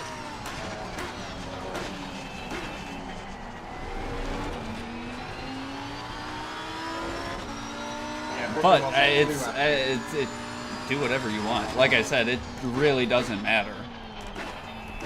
Well, I prefer rain races. That's why you know what I mean. No, me too. I love that as well. I'm just thinking from it from a racing perspective for the entire field, you know, which would have been my perspective for the championship calendar had I done it, because I'd always be looking at tracks where it's simple enough to race and not too much of a track that's renowned for everybody wiping out at turn one or whatnot. I'm always trying to... This season's been full of those so far. Yeah. And we're continuing with this one. Like, yes. there's lap 1 here can be sketchy. Yeah, I've not picked the calendar for this season, so no, my car is all... Yeah, I'm not to blame with the... Be careful there. But to be honest, like, there's only a few tracks on ACC anymore that aren't crazy on lap 1, so... Yeah. Well, I feel this one's not too bad. I mean, obviously we throw Monza in there, which, you know, amazingly turn 1 got away with, but, you know, it's renowned for first lap crashes. Where did we go after that? But I was like, Zolder, which was the one I thought was going to be the big one for driving standards. That's renowned really bad, especially first lap towards the chicane. Even I go offline into that chicane if I've got anyone behind me. I just come right off the racing line. I don't trust anybody. Yeah, the tracks have not lent themselves so far to renowned for like clean racing and stuff like that. And the last thing I want is half the field 2 laps down after lap 1. Yeah. I mean, it definitely helps now that there's a Q ban for quitting, because most of the time that it's just people are gone once that happens. Yeah, and I kind of emphasise the importance to finishing a race, and I think it's had a massive impact on from round 1 for people leaving. And I mean the amount of people we've got out of the championship at the minute just through you know, holidays and having to do everything. So that 24 or I can't remember how many we had at that first, but that really should have been around 28 drivers all in. I think we're going to see towards 30 on Saturday. I really do. There's going to be a lot of cars, which is wonderful to see. And it gives, you know, it's not just that race happening towards the front of it. Broadcasting-wise, I get to talk about everybody throughout the field for an hour. It's not just watching one particular race and the field spread out. And around here, lap traffic is going to happen way quicker than other tracks. Yeah. And like, even if there were the same amount of cars, so like, there's going to be a lot of action. I feel. Like, even if there's 28 or 30, like, either way, it's going to be action filled, I would guess.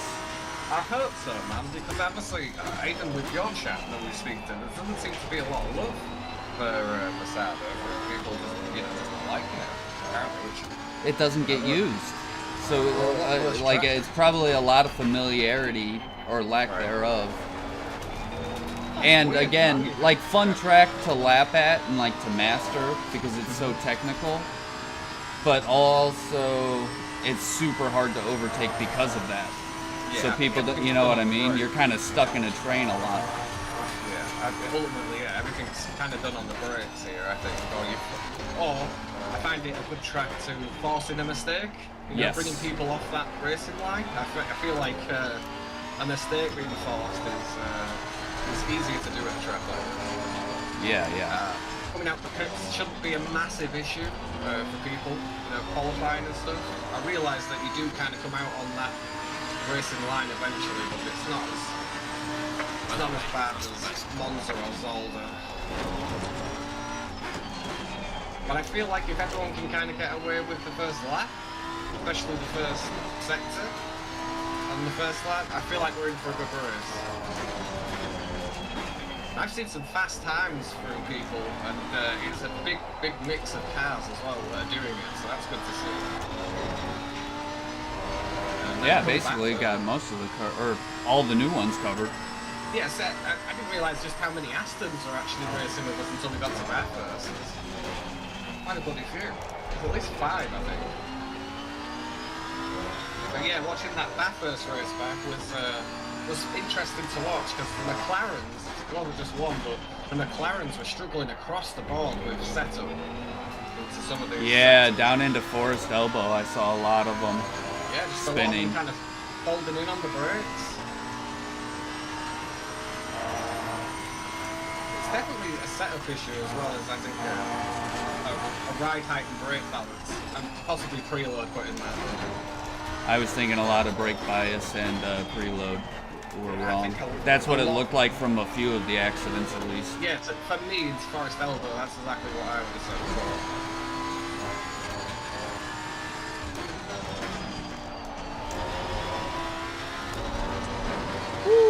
Close. Almost wide. Well, not me. That's not fastest lap.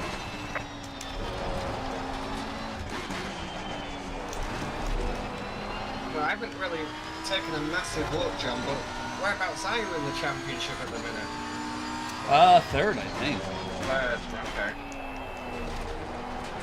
So Mr. Consistent. Well, 2 people missed 2 races at the start. A couple people have missed the last 2 races. It'll even out. Yeah, well, that's what I mean. It will eventually even itself out as we go into it. But yeah, it's weird, man, because obviously the bot has a lot to do with it. I mean, the success balance, but it's weird seeing your quali performance, which isn't where I would say you are, and then in the race, you just pull out the perfect strategy essentially. And you do the right things, and every time we put the positions gained up, you're always like 8 positions like gained easy in every single one of the races, which I always say is a lot of experience in there, but it's knowing when to do the things at the right time. Bathurst was a good example. I mean, you came in at 42 minutes of the race gone, and you did that purely to try and get out the traffic that was in front of you, which was Briz at the time. Then fast forward 20 minutes after that one. You know, you've overtaken Briz coming up the front straight. I almost got Liam. If he would have stayed out one more lap, I would have jumped him. Oh, I know it was close as well. And then at the end, when Mateus ran out of fuel, you nearly had him on the line as well. I think you were the only one to get unlucky. Brooker and I forget who it was now. Yeah, Liam and Kevin, right? Yeah, Liam, Kev, and Brooker, they all gained from Mateus having to fuel save at the end of that race because he'd obviously ran out. I thought he really ran out, but yeah, I think at the line it was like maybe 0.1, 0.2 of a second between you and Mateus, so there was almost another place gain there just through the strategy. I mean, it's still a long season to go, and I think that's what I'm trying to give hope to a lot of the people that are in there, that even the people right at the front are prone to mistakes, and that fuel just being, you know, one of them. He wasn't the only one to do that. Jan did the same thing, Jan Matheson. He'd under-fueled as well, and he lost loads of positions over it, but so I'm trying to nail home for the rest of the boys as well, but it's highly unlikely for every race this season, regardless of how fast they are at the front, they're going to have a perfect clean race. Their accidents are going to happen. Yeah, look at Barcelona. I mean, yeah, with exactly, yeah, that's another good example. With Pseudo or Ventus. Yeah, Tom as well. And Chica did come right out the way. He was off the throttle. It was just those boys were pushing in their own race, and he'd just gone out wide. And that was, again, like you're saying, that was a total mistake on Tom's part because of them hard racing. Yeah, got caught out, probably distracted by the Macca. Yeah, exactly. But yeah, couldn't take his normal line, and then just mistakes happen. Spun out wide, exactly. And I was talking to Chuka afterwards because he felt really bad, for getting involved in that battle, but I was trying to emphasise to him that that wasn't his fault. He'd done absolutely everything right. He was way off that racing line. He was half throttle, just trying to keep out the way. He'd done everything you could possibly ask for, you know. And the fact that he was mindful of that battle coming up on him was all I can ask for, you know. It showed a good awareness by him. But yeah, he was gutted that that happened the way it did. But again, it just proves that mistakes are going to happen during the season, and it really does pay to keep in the race because you never know what's gonna happen at the front, at the back, or the rear. Just you got to stay in it and see it to the checkered flag. But it's good to show the new boys that even the guys towards the front are also human, and they are also, you know, going to make their mistakes too. Oh yeah, it can happen to anybody. Yeah, it humanises it a little bit for those boys, knowing that. 1 second, Darren. It's really hard on themselves when they make a mistake. It happens to absolutely everybody. Sometimes it can be a little bit downhearted when you try and emulate, say, your Jadirs, your Dalkins, your them sort of people, and you're like, why can I not have this perfect race like these guys seem to be acting? Then you see the mistake here and there, and you're like, okay, so they are human after all. This happens to me also. I don't will a mistake on anybody, but it's nice to see people are also human and make the same mistakes that we do too. Yeah.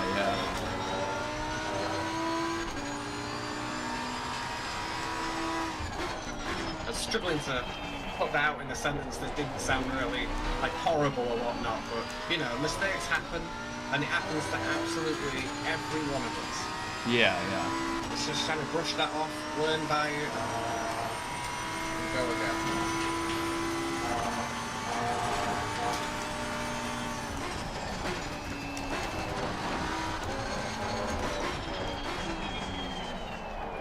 So this is in free practice too, so this is going to be somewhere near qualifying conditions.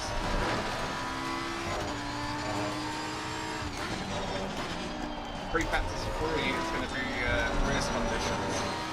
It's exactly the same from what I've noticed. It's about 4 degrees track temperature lower than what it is now, or it was earlier on anyway. Yeah, I don't usually even pay attention to track temp, so you're probably right. Yeah, it's just the pressure things, you know, getting them dialed in. I'm having real troubles here keeping this car on the track to set a lap. Well, it's not. I'm on a fast track and trying to push way too hard. Is there a setting? So you and Kenneth were talking earlier on. I understand you've got 2 wet races coming up, back to back. Obviously, Kenneth was talking like he wasn't going to attend these races, but it's good to hear he is. So what's the first one, John? Is it Nürburgring? Yes, tonight at Nerbs is it the first tonight one. As well? Yeah, for Octane. And then Octane racing. Sunday would be the next one for him for Trackalicious at Coda. Oh, land of the free, baby. I bet you're looking forward to the Coda one. I'm actually looking forward to both of them, but... No, there's not, Darren. We all know that Austin, Texas has a special place in John's heart for it. Yeah, I love that track. I know you do. I mean, if it wasn't for the fact that they changed the rules at every lap for track cuts, I wouldn't mind it. Yeah, I wish they were a little, I wish we got to use the curb. The entire curb like every other track and like in real life. Like, yeah, it's just a bit too strict. Like, the edge of the curb would be perfect. But instead, it's the white line before the curb.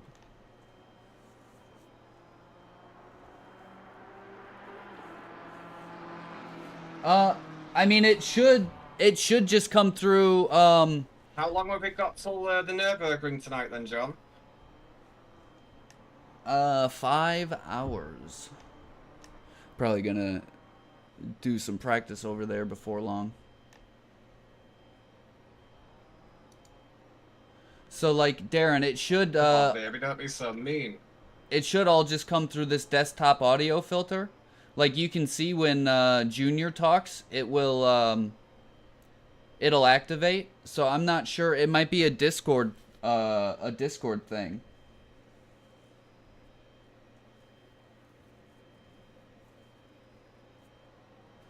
Oh, you're going through headset audio? Yeah, maybe that has something to do with it.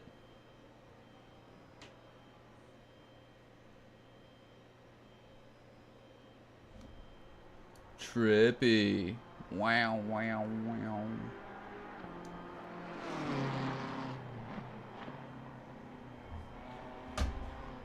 Hey, Junior, do you have to do anything in OBS to get other people, like, say, on a Discord chat to come up through the audio? Because I've never had that issue, but somebody is wondering, so...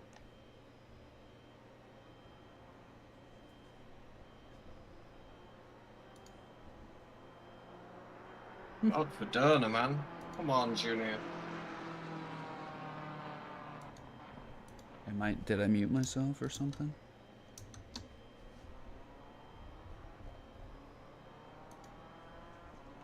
No, it's still working.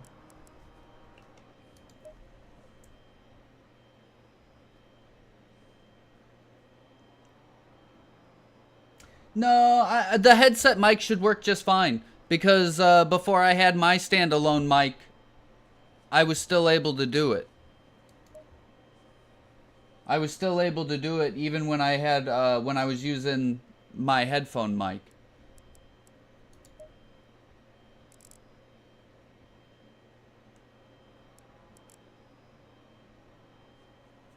Yeah, yeah. Necro says hello. Hello, Necrodogs. How are you? I hope your racing is going well. How long have you got until your Nürburgring, buddy? I know usually you'll stream and then cut off for a little bit and then come back with your Octane racing. Yeah. Oh, I might have hit the wrong push to talk button. Sorry. About 5 hours. About 5 hours until it starts.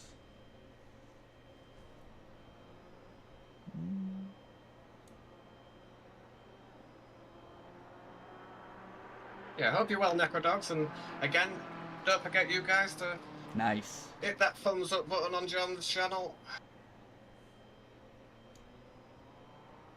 Show the dude some love. I work on commission, you see. Every thumbs up, I get a pat on the back, so...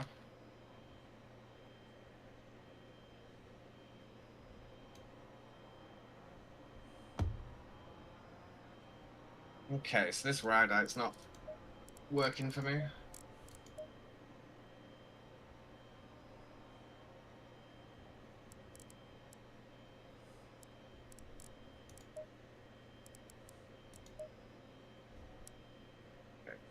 Computer said no.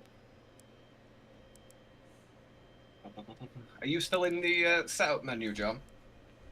Yeah.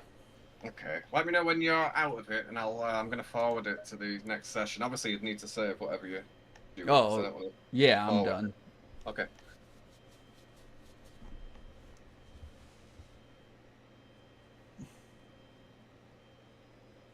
Yeah, 25-year-old is going to be able to figure it out pretty quick. I almost feel like it's probably something with Discord not talking to OBS, though. Rather it being an OBS problem. Yeah, so you're looking now 19 and 22. Go. These are race conditions, so it's much cooler. And there's obviously a cloud cover there too, so... Yeah, free practice is the one we'd be doing for an hour before the race, and then free practice 2 would be more or less the qualifyings, and free practice 3 would be the race conditions.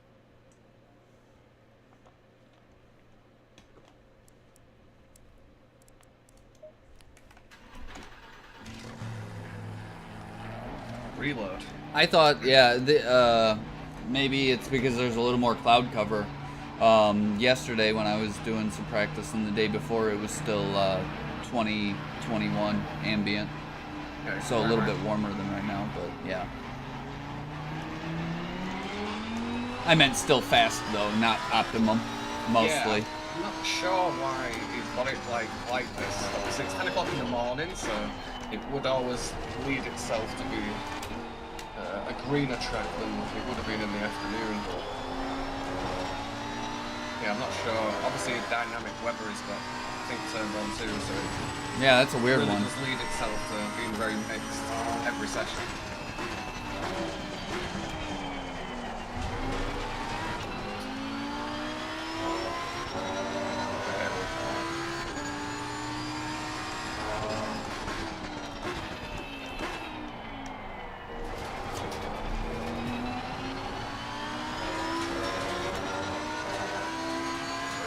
You won't be able to see it, but I said hello.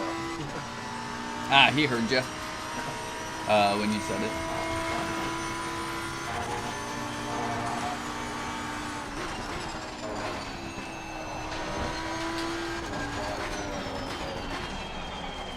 Obviously, without going into detail or too much in the live comms or whatnot, the message about doing certain things is it a possibility, or is it something that we're still kind of just looking into? Or is it something you're looking to implement? Oh, the other day? Yeah.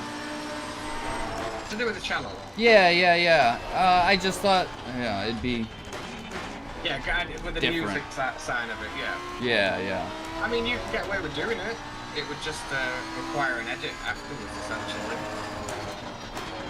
I think with most members stream or whatnot, I usually, well, some of them stay up, but a lot of them for that reason, I just take down afterwards. Yeah. But you will never get copyright strikes.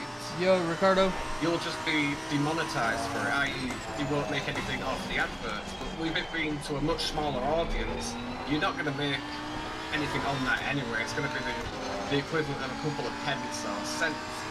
Yeah. Always would say. I didn't know if like maybe like yeah they didn't do anything the first time you do it or the second time, but like all you know like I didn't know if you do it too often they're like hey cut it out. Yeah, I'm with you. Yeah, you'll never get strikes for it, John, which are the big ones. Yeah. 3 strikes are out. You will not get strikes for it. You'll just get a message saying, you know, if it's a bloody AI thing that picks up on it. Oh yeah, I know. LMU demonetized me the day that I tried it. Apparently, there's copyright music in the theme song. Oh really? That's yeah. Fantastic for streaming. Yeah, I've had it a few times. Our American truck streams, which I should have known really, but the radio in the truck. Yep. Obviously, they're playing copyrighted sort of music. I had Journey Don't Stop Believing on it. Yeah, I had like a 4-minute message off YouTube, and the system that they use is really good for helping us creators out, because you can literally have 2 options there where YouTube will do it for you.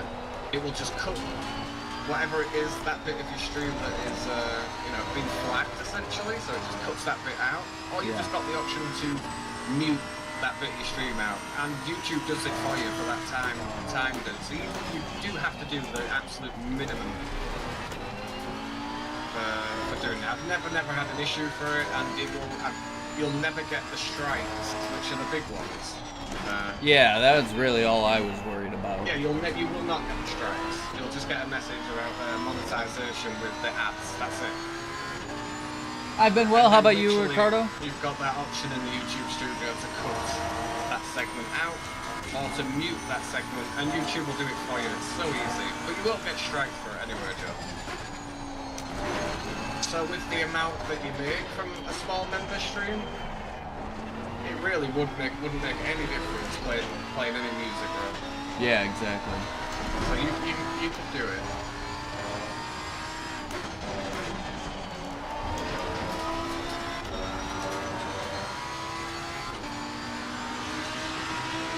But if there's anyone that deserves to have The fastest steps so far. No, yeah. extra monetization on their channel, it is you.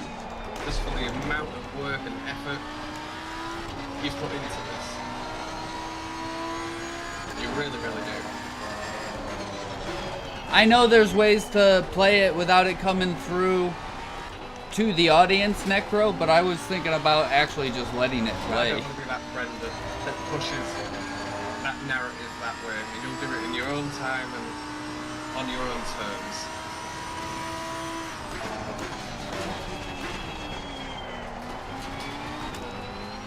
But you're certainly worth it. You certainly deserve it.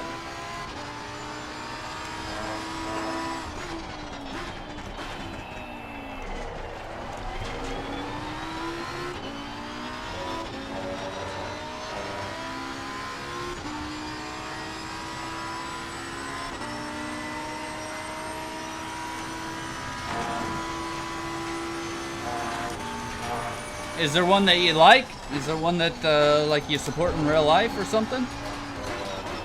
That's how I chose. I mean, certain ones are more fun to drive as well.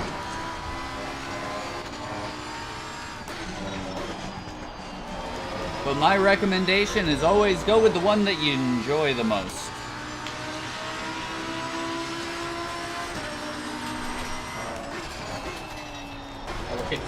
Look at you in the 33s. Let's go, Joe. I told you, no kilos, it feels like an optimum track, even on fast. Yeah, I know. It puts me when obviously I watch your stream back, I watch Brooker's stream back, and I just see it from your guys' perspective as well. It's cool now that there's a few more of the guys that are streaming there, so I get to see it from like a new driver's perspective as well. But the way like you talk sometimes about the car just being like pulled down with the ballast and stuff, I'm like, you know, I just want to have that excitement there for driving whatever car you're in, and maybe the success ballast is a bit screwy sometimes. But I mean, obviously, I hope it obviously levels itself out for the season, where everyone around It will. It will. Similar sort of thing as well. But I'm also thinking about having some fun kind of races where the FIA haven't been allowed into the paddock this weekend. So your top 10 cars, they don't have any ballast. But obviously the guys with all the minus ballast will still get their minus ballast as well. That's just a thought. I just want everyone to be able to have a smile on the face while they're driving, essentially. The success ballast is going to work itself out in a couple of rounds, I'd say. Yeah, once everyone's got their, you know, done their drop rounds essentially and raced. Yeah. I mean, by Brooker's own admission, he's saying he's not having the best of seasons and whatnot, which I think he's having a stellar season in all fairness. And this round on, he's actually carrying the most amount of ballast, which would show that he's doing exactly what he needs to do to,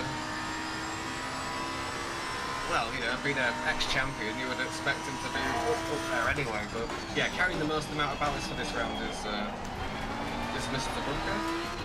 And I think were you in third? And that's 16? Yeah, I think so. A couple more than last week. Yeah, I think, yeah, 2 more, I think. Which I think if you know, I would have meddled a little bit for the new players. I don't think the weight would have hurt you as much in the rain, if I'm right in saying. Maybe it wouldn't have been as noticeable. Yeah, I mean, in the rain, it's definitely like it's gonna slow you down. Yeah, but it doesn't kill the car as much because you just can't go as fast. Right. So you're not losing out on that last percentage of like cornering speed. Sometimes the bop can honestly help you a little bit with traction.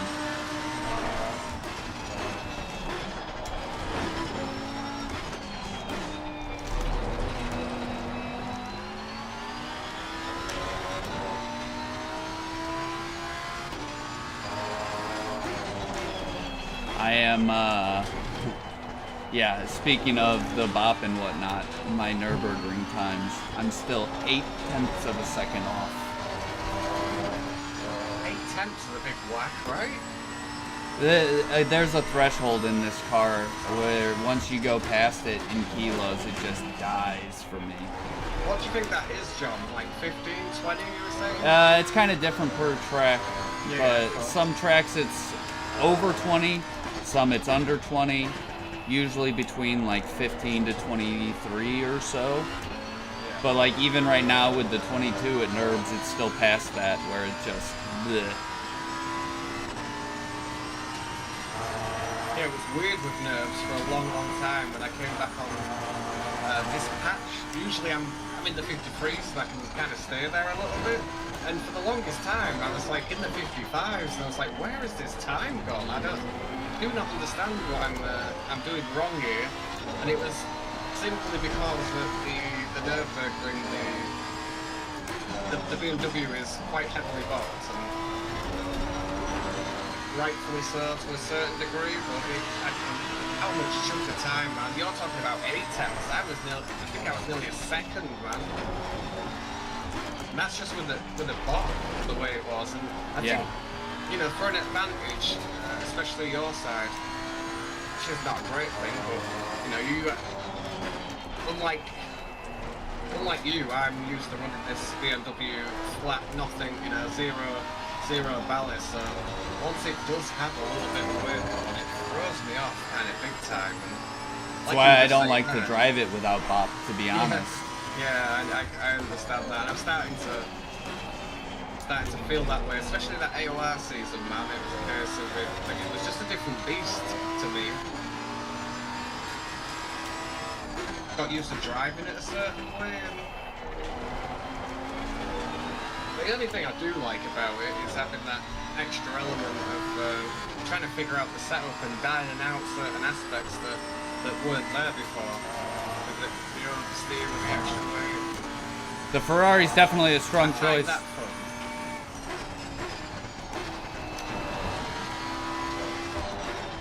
Definitely a strong choice.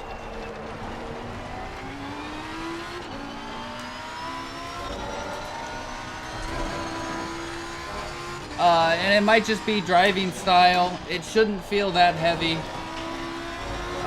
It takes the corners very well. Might need to just tweak it a little bit.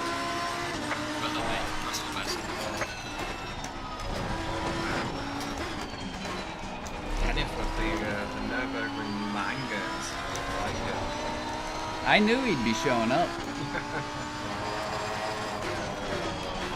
Whole week, like, no, these wet races, I'm gonna have to take a day off here. One days. Such a racer. Can't help it, so.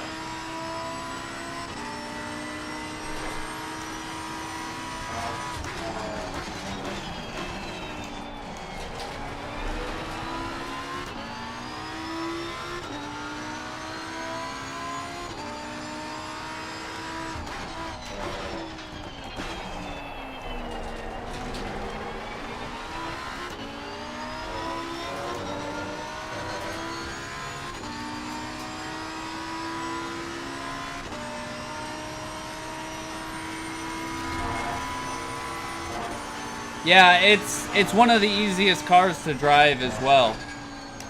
Like, to get the pace out of it, it's fairly easy.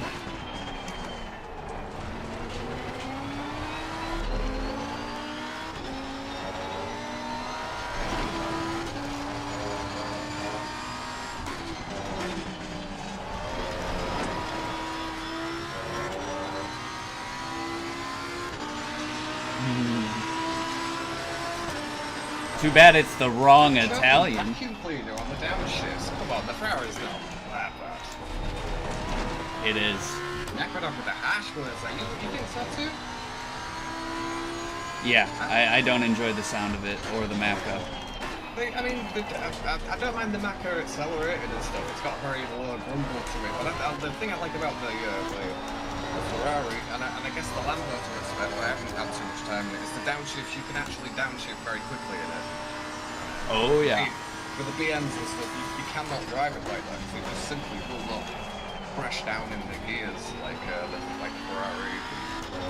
It's pretty easy to damage the engine in the Ferrari and the Lambo, you can downshift so aggressively. Well, that's the cons to it, right? Of being able to downshift kind of like that is the engine damage as well. Yeah. The Porsche is quite susceptible to it as well.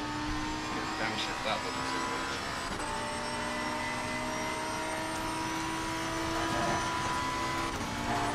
Darren's a fan of the Ferrari too.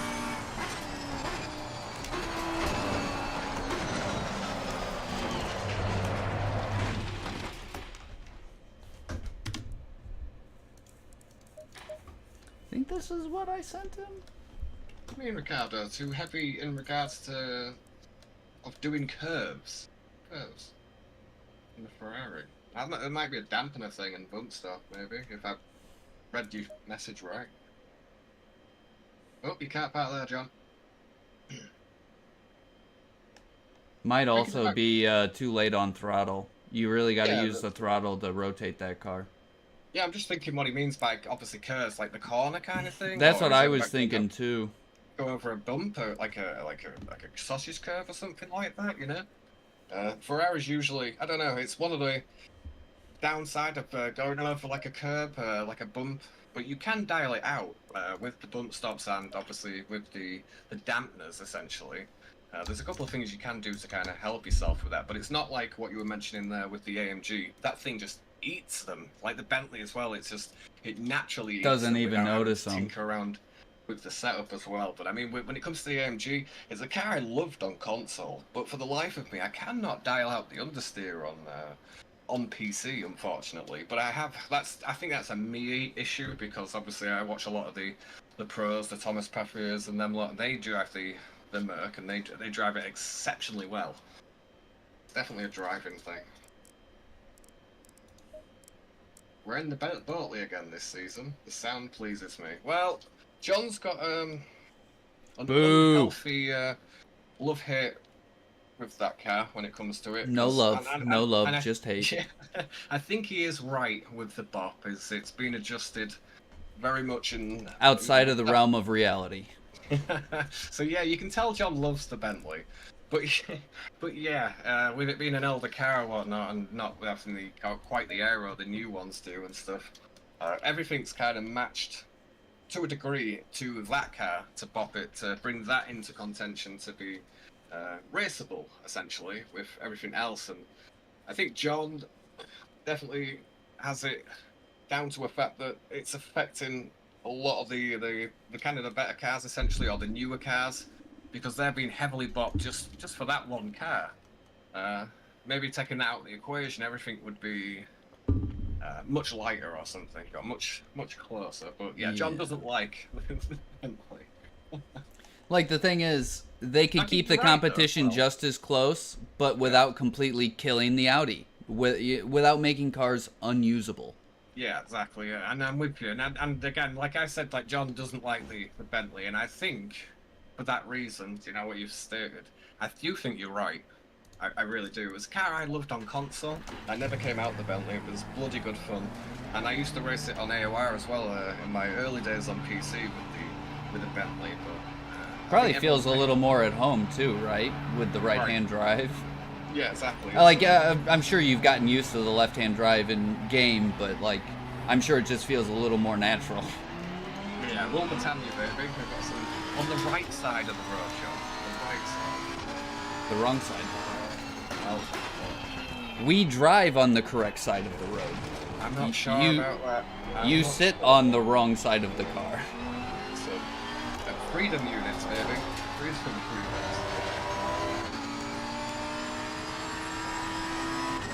Alright, so it was the curves for the Ferrari. The car feels like wanting to spin. But yeah, that's a case of, you can get it to, eat them essentially, but I don't think it's as good as the Bentley, the Merc, and a few other cars that really do eat the curves. And I think it's got a lot to do with how much that thing weighs, which is next to bloody nothing. So when you hit a curve in that Ferrari, it really does kind of throw it about a little bit. But I mean, once you've got them bump stops dialed in, and obviously ride height kind of to a degree, you don't want to lift the front too much, but with the dampers and the bump stops, you can get that Ferrari to be much better.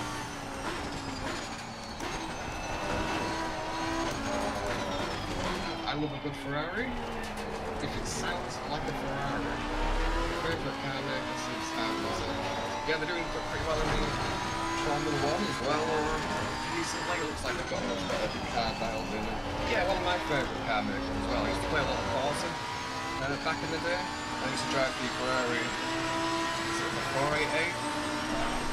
And it's an absolute animal. It's brilliant. It sounds great as well. But with a Forza, I used to drop the Ferrari Enzo engine into that car, and I used to make it dance around the North Line. That was always so much fun in Forza, getting to like just like the endless engine swaps, drivetrain swaps. It always made it so much fun. Yeah. Like, too bad the physics is just, yeah, like, you know what I mean? Like, I get why it would be so hard to actually do a game like that when you're able to change so much, but man, it'd be cool. Yeah, and back then as well, John, other than kind of like, I guess, due to Gran Turismo, like whatever we were on at that point, there wasn't that much diversity in swapping the engines over it. You could go like two routes with like a turbo, like a supercharger or a turbo on it and stuff. You could really customise and whatnot.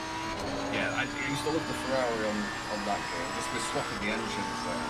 There was another one as well, the old Datsun Fair Lady. You used to be able to put the Nissan Skyline engine into that thing. And I used to love going into the drag racing on Corsa, the one we were on. And you'd always come up against you guys, and you'd be sat there in this little Nissan older Fair Lady thing with the Skyline engine in it. It was a great mean car. So much fun. I mean, it's only usable by us plebs. You drive a bloody NSX. And I feel like the NXX, to a degree, you have to get the settle right over the curves and stuff like that, 'cause it's very Ferrari-ish to me.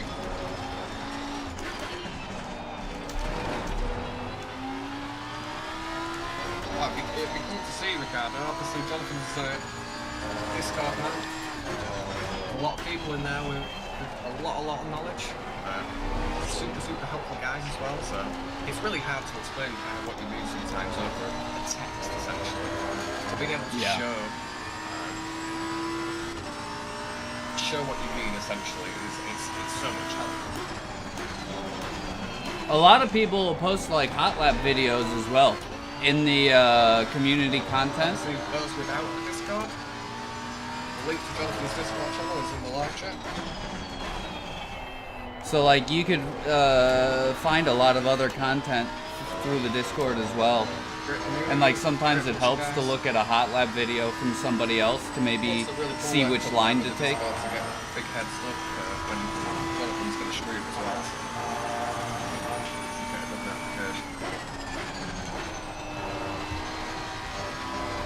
Oh, welcome in, Ricardo.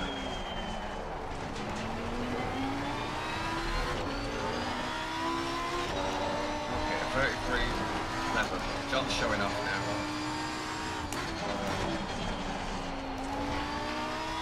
I want the Lambos to have a good showing. You always have to do a good showing when you're behind the wheel. Let the dogs have fun at Paul Cairns, brother. It's a practice, huh? And yeah, let us know how it goes for you, dude. It's always fun cheering for you, seeing how things are going. I mean, when you put the practice in, especially with that indoor race, you gain so much time. Ferrari.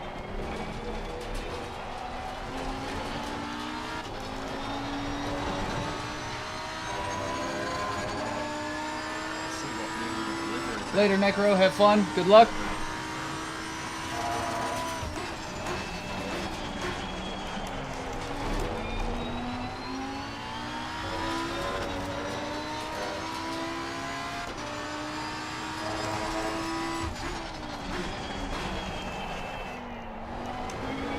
Just missed Raj. Is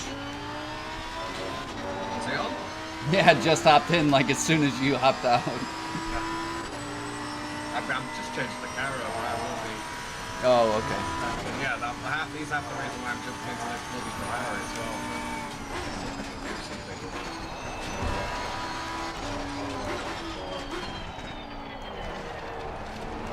I sent him what I used for the Trackalicious race. Yeah, he's been on fire in practice. He's just been a little lucky when it comes to the actual the racing side of it. That first he got kind of screwed out of a little bit. And that was Yeah, I mean, it was bad luck. That wasn't lack of practice or skill at that time, you know. Fastest lap so yeah. far. Tom David and Davis, so that was a teammate as well. So obviously that was not in L plan for that to happen. But yeah, he's due some good luck. He's been showing a lot of promise lately in his practice sessions. Just needs to kind of convert that now. There's another guy that's putting a lot of effort over the last couple of months. Really enjoyed it.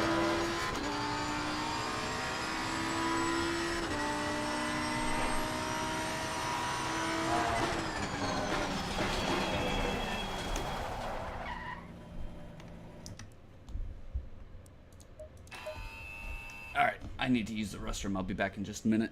Yeah, top that coffee up, John. No, water time. I've been trying to cut the coffee out earlier. It's probably a good thing. Yeah, I've been having some panic attacks, and I think it might be a little too much caffeine not helping things. Well, at least you know that sentiment and going that way forward. It's got to help. Yeah, it can't hurt, right? No, that's exactly where I was going for. It cannot hurt to at least try that. All right, be right back. All right, guys, real quick, I'm gonna be right back.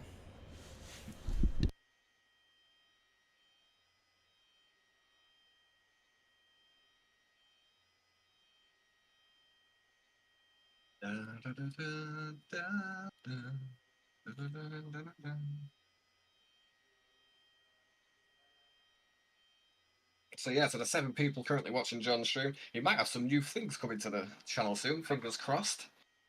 He's one of the most hard-working men in show business, and especially when it comes to ACC, I think everyone can agree. He grinds, man. He puts in a lot of work and a lot of effort to whatever it is he's doing, even if it's just coming on to practice, you know. And I just haven't got that motivation unless I've got a track in mind that, you know, I've got a race coming up or something like that. And John is just it's like the bloody Terminator for ACC. This guy is. He rocks up and shows up.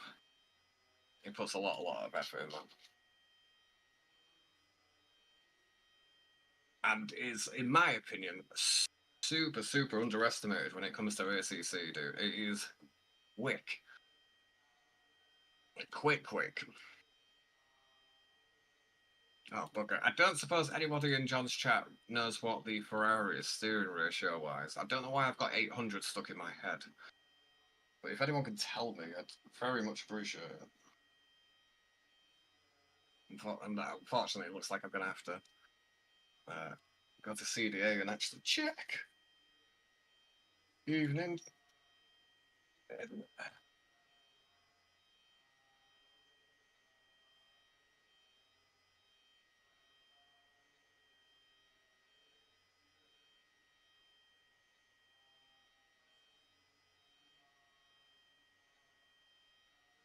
I'm stuck on it. It's got to be 800.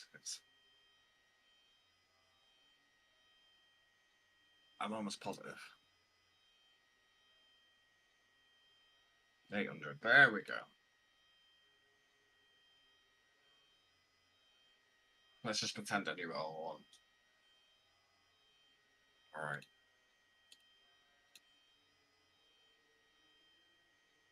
What did he end up doing in the end? A 33.4? Yeah, so he's right on the money, as John. I did a 33.4 earlier on in the Ferrari at the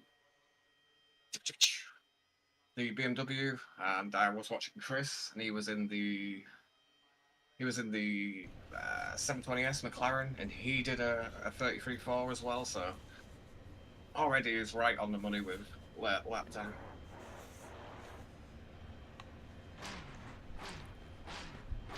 I'm back. We're saying all nice things, John. All nice things, buddy. A 33.5, you're right on the money from where the quickest people in the lobby currently are anyway, so. Yeah. I wish I could have got the Porsche down to about this. Where was you with it? Not maybe just about to the 33s. That's About a half a second slower than the Ferrari and Lambo, though. I think it's got to be a setup thing, right? Quite a chunk of time.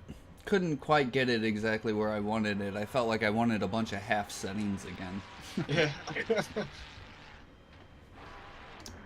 I'm in the go-kart. Let's go.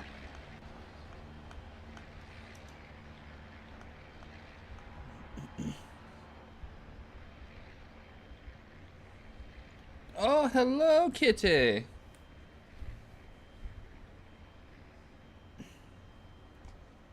What's up, bud? Saying hello to YouTube? No, you don't need over there. Yeah. No, don't go that way. Leave the computer alone.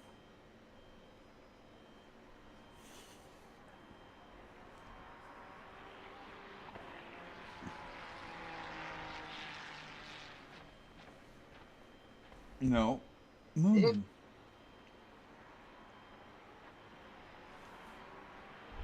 You can't go that way, man. Stop it. You can't go that way.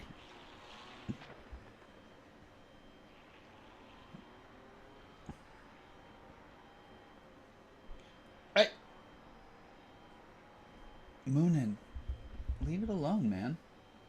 Leave the... And if I could only brake like this in the BMW... Yeah, the Ferrari's brakes are great, as long as you don't get into the ABS. No exaggeration, it's 10 meters, like, less everywhere. Ow! He is attacking, Kenneth. Than the BMW.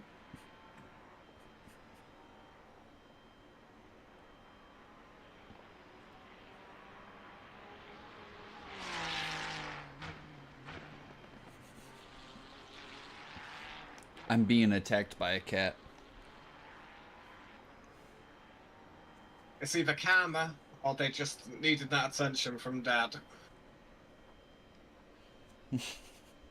Yeah, you give us a bit of a fright. Mind you, you probably had more of a fright than all of us lot, but obviously while I was feeling blue and under the weather, which I am still to some certain degree, I caught wind of a conversation on your live stream about the cat not being very well, just not responding like a cat normally would. You know your cat's inside out, so you're gonna know that kind of thing. And I was like, oh my god. So I think the next day I caught you live and I asked, and I was a bit hesitant to ask because I don't know, I don't want to put my foot in it if something bad did happen and kind of bring that memory fresh up in your stream. So yeah, it was the first time I'd ever seen him sick. It was, just odd. He's definitely back to normal, though. good. He's attacking my hands to give Kenneth the upper hand for tonight. Yeah, there may be some. And now my nose. Perfect. What is Kenneth taking out tonight? Do you know? Is he still in the NXX or is he in a different beast? Yeah, still in the Honda. I think he already missed the mid-season car switch. So for Octane, you're stuck with the car for half the season, and then you're allowed to switch for the second half, but that already happened. Okay, makes sense. But yeah, that dude, super impressive at Bathurst, man.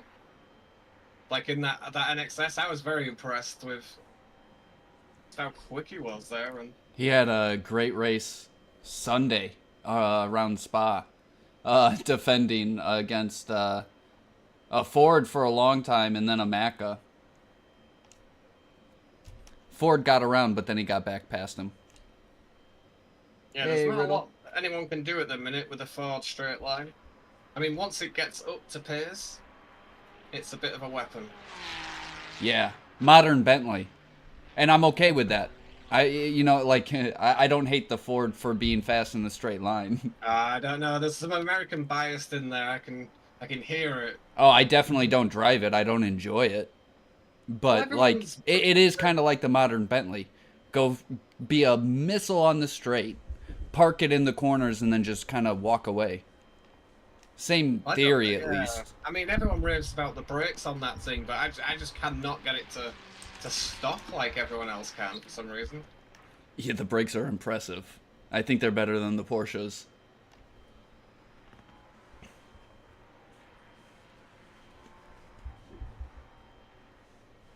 Sure you do.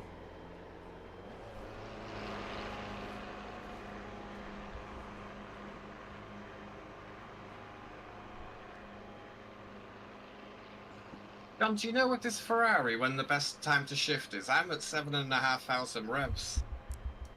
Is it another like Lambo thing? Early shifting is helpful, or? I honestly don't know for the Ferrari. I always just do it once they start flashing at me. So I treat it like the Lambo. Once it says shift, I shift. Yeah, for the Lambos, I've always had wrong when it comes to the shift. It wasn't until watching you that I realised the early shifts are optimal. It didn't used to be that way though.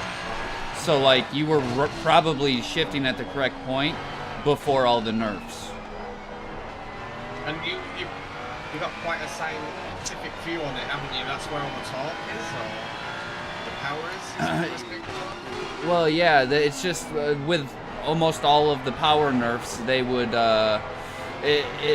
it's effective after like a certain RPM or like in a certain RPM range, and like every power nerf basically hit the car above 8,000. There were a bunch of other ones like in between 7 and 7.5, but like most of the big nerfs were above 8K.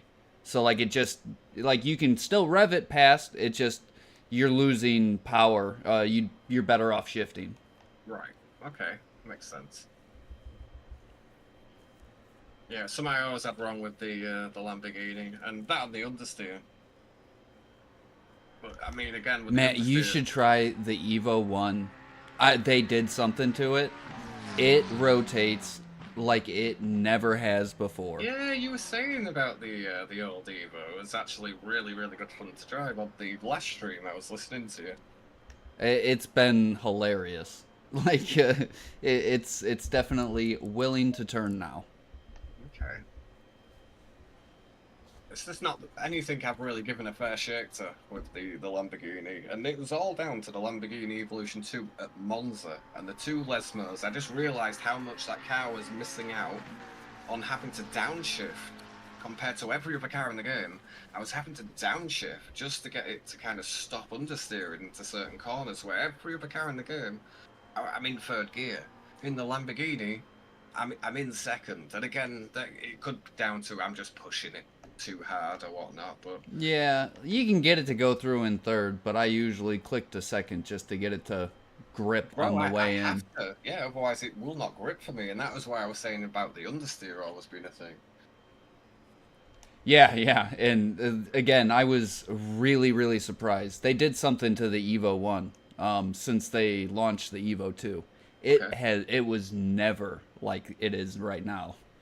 And it's not like I said, it's not necessarily better. The Evo 2's way faster. Right. But it's just entertaining in a different way that it never has been.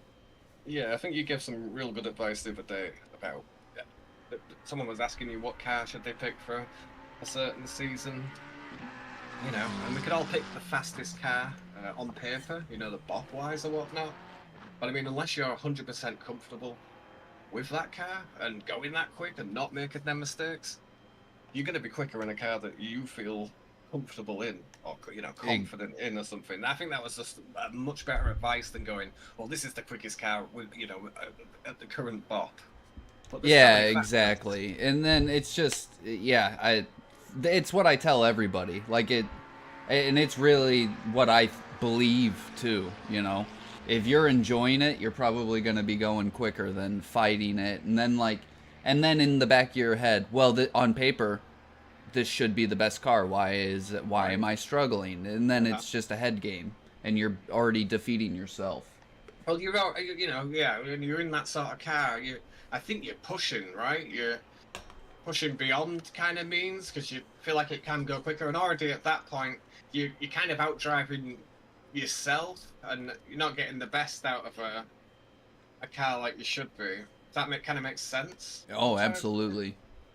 But there was good advice to what you gave the guy the other day, because in that situation, I'm usually one to go, well, this car, you know, at this particular track is the fastest, and 9 times out of 10.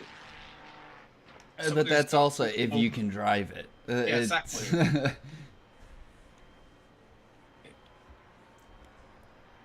it's getting the best out of that particular car, and you know, like 9 times out of 10, if you're comfortable with a certain car, you'll be much quicker in that car than you would have been in on paper the fastest car kind of there, you know. Yeah. It's not making those mistakes. It's like the big debate about the TC levels, and yeah, maybe for a lap or two I could get away with running that TC off if I'm lucky.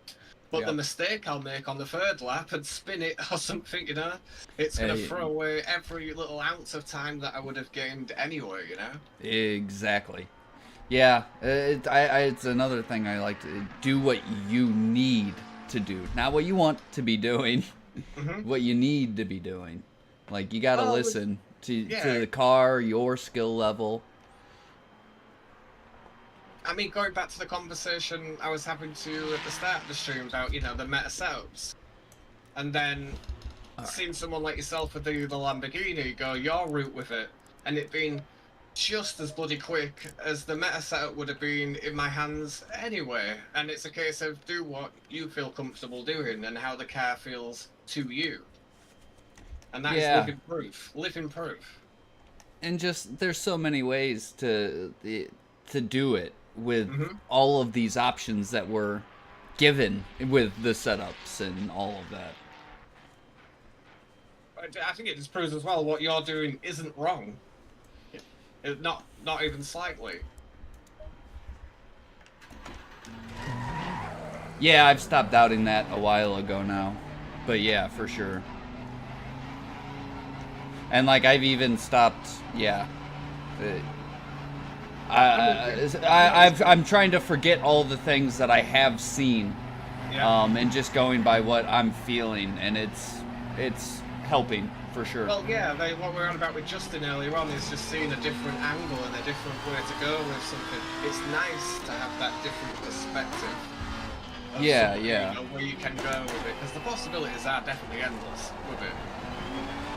But it's lovely to have a different perspective on the way someone else goes around their craft and their feeling.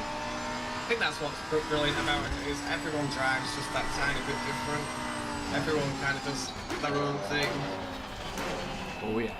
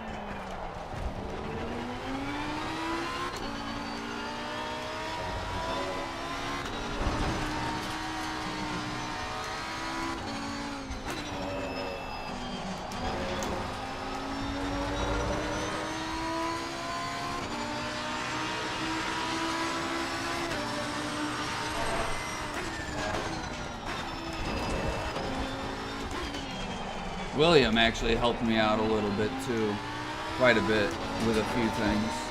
William? Yeah, Hendrickson. He stops in every now and then.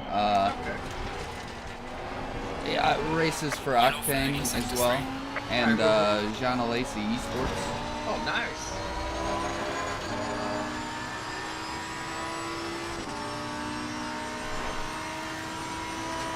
But yeah, just nice to have that different perspective.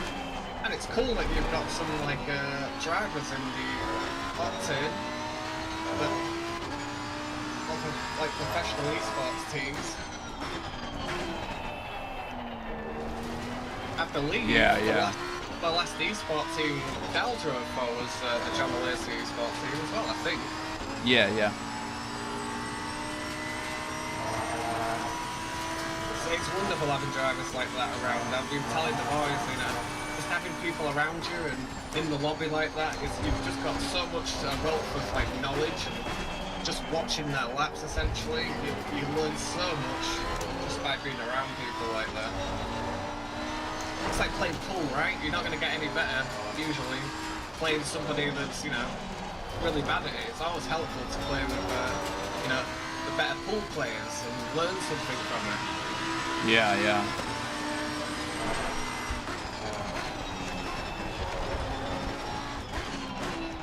Slow car ahead.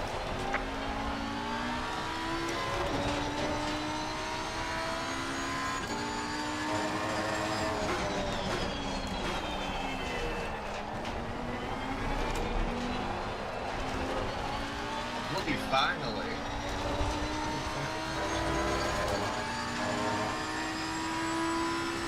Oh, nice lap.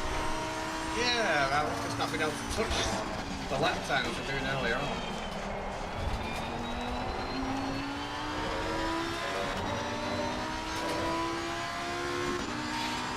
I need to do something with the preload of this thing.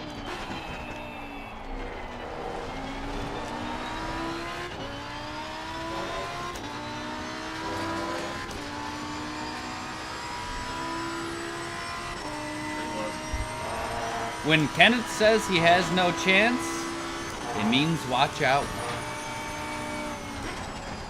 It's nice not going the right way. This is the car that is, again, usually pretty different when it comes to the setup and roadstock ranges. Alright. Hello to Riddle, welcome over. Big nerd, Herder. Kenneth sandbagging already, I have no chance with that, I agree. We know you paid the cats off for the tap job.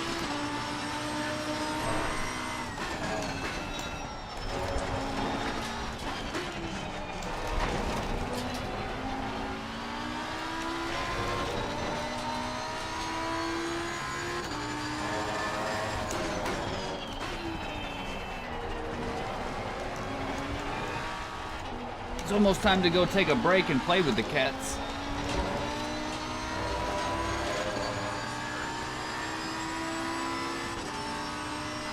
So I stopped getting attacked.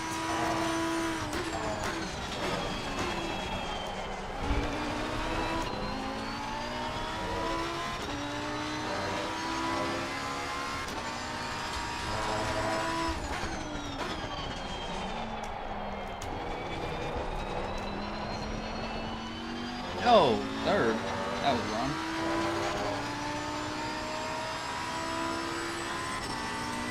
Wrong!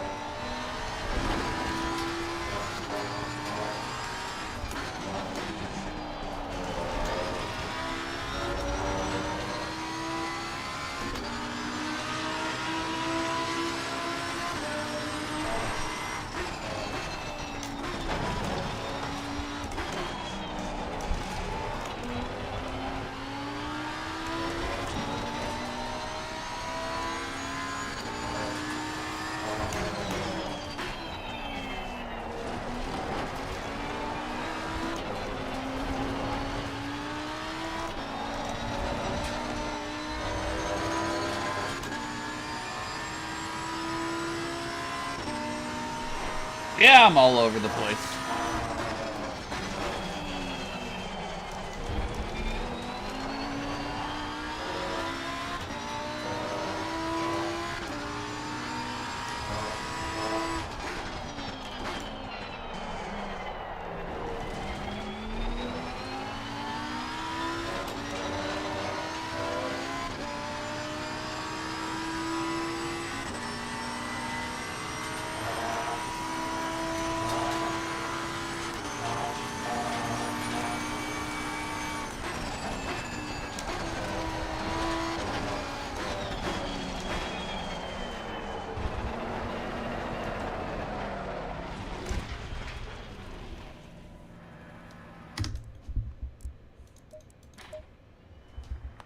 Ugh.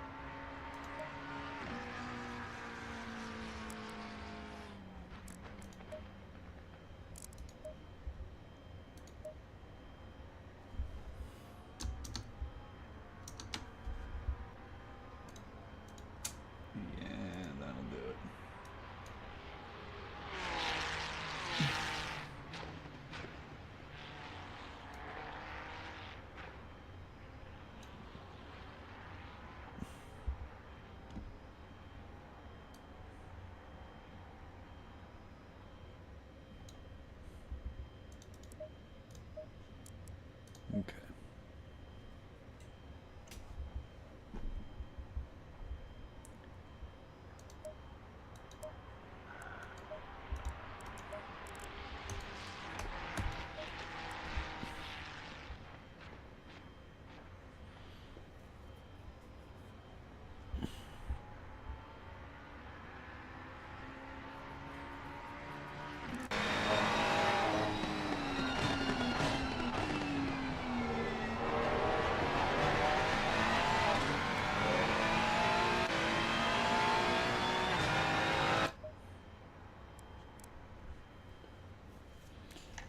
All right, I think it's time for me to take a break before the race and get some dinner. Jonathan, yeah, get some rest, my friend, and if I'm still awake, I will be definitely tuning in and seeing how your Nürburgring race goes, buddy. And obviously, good luck to you, and good luck to Kenneth too, my friend. Thank you for coming in and having a chat.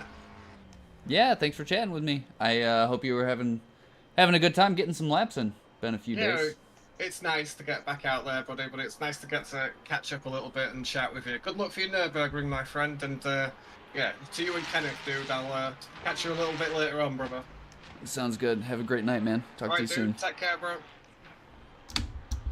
All right. That is going to do it for me for a little while.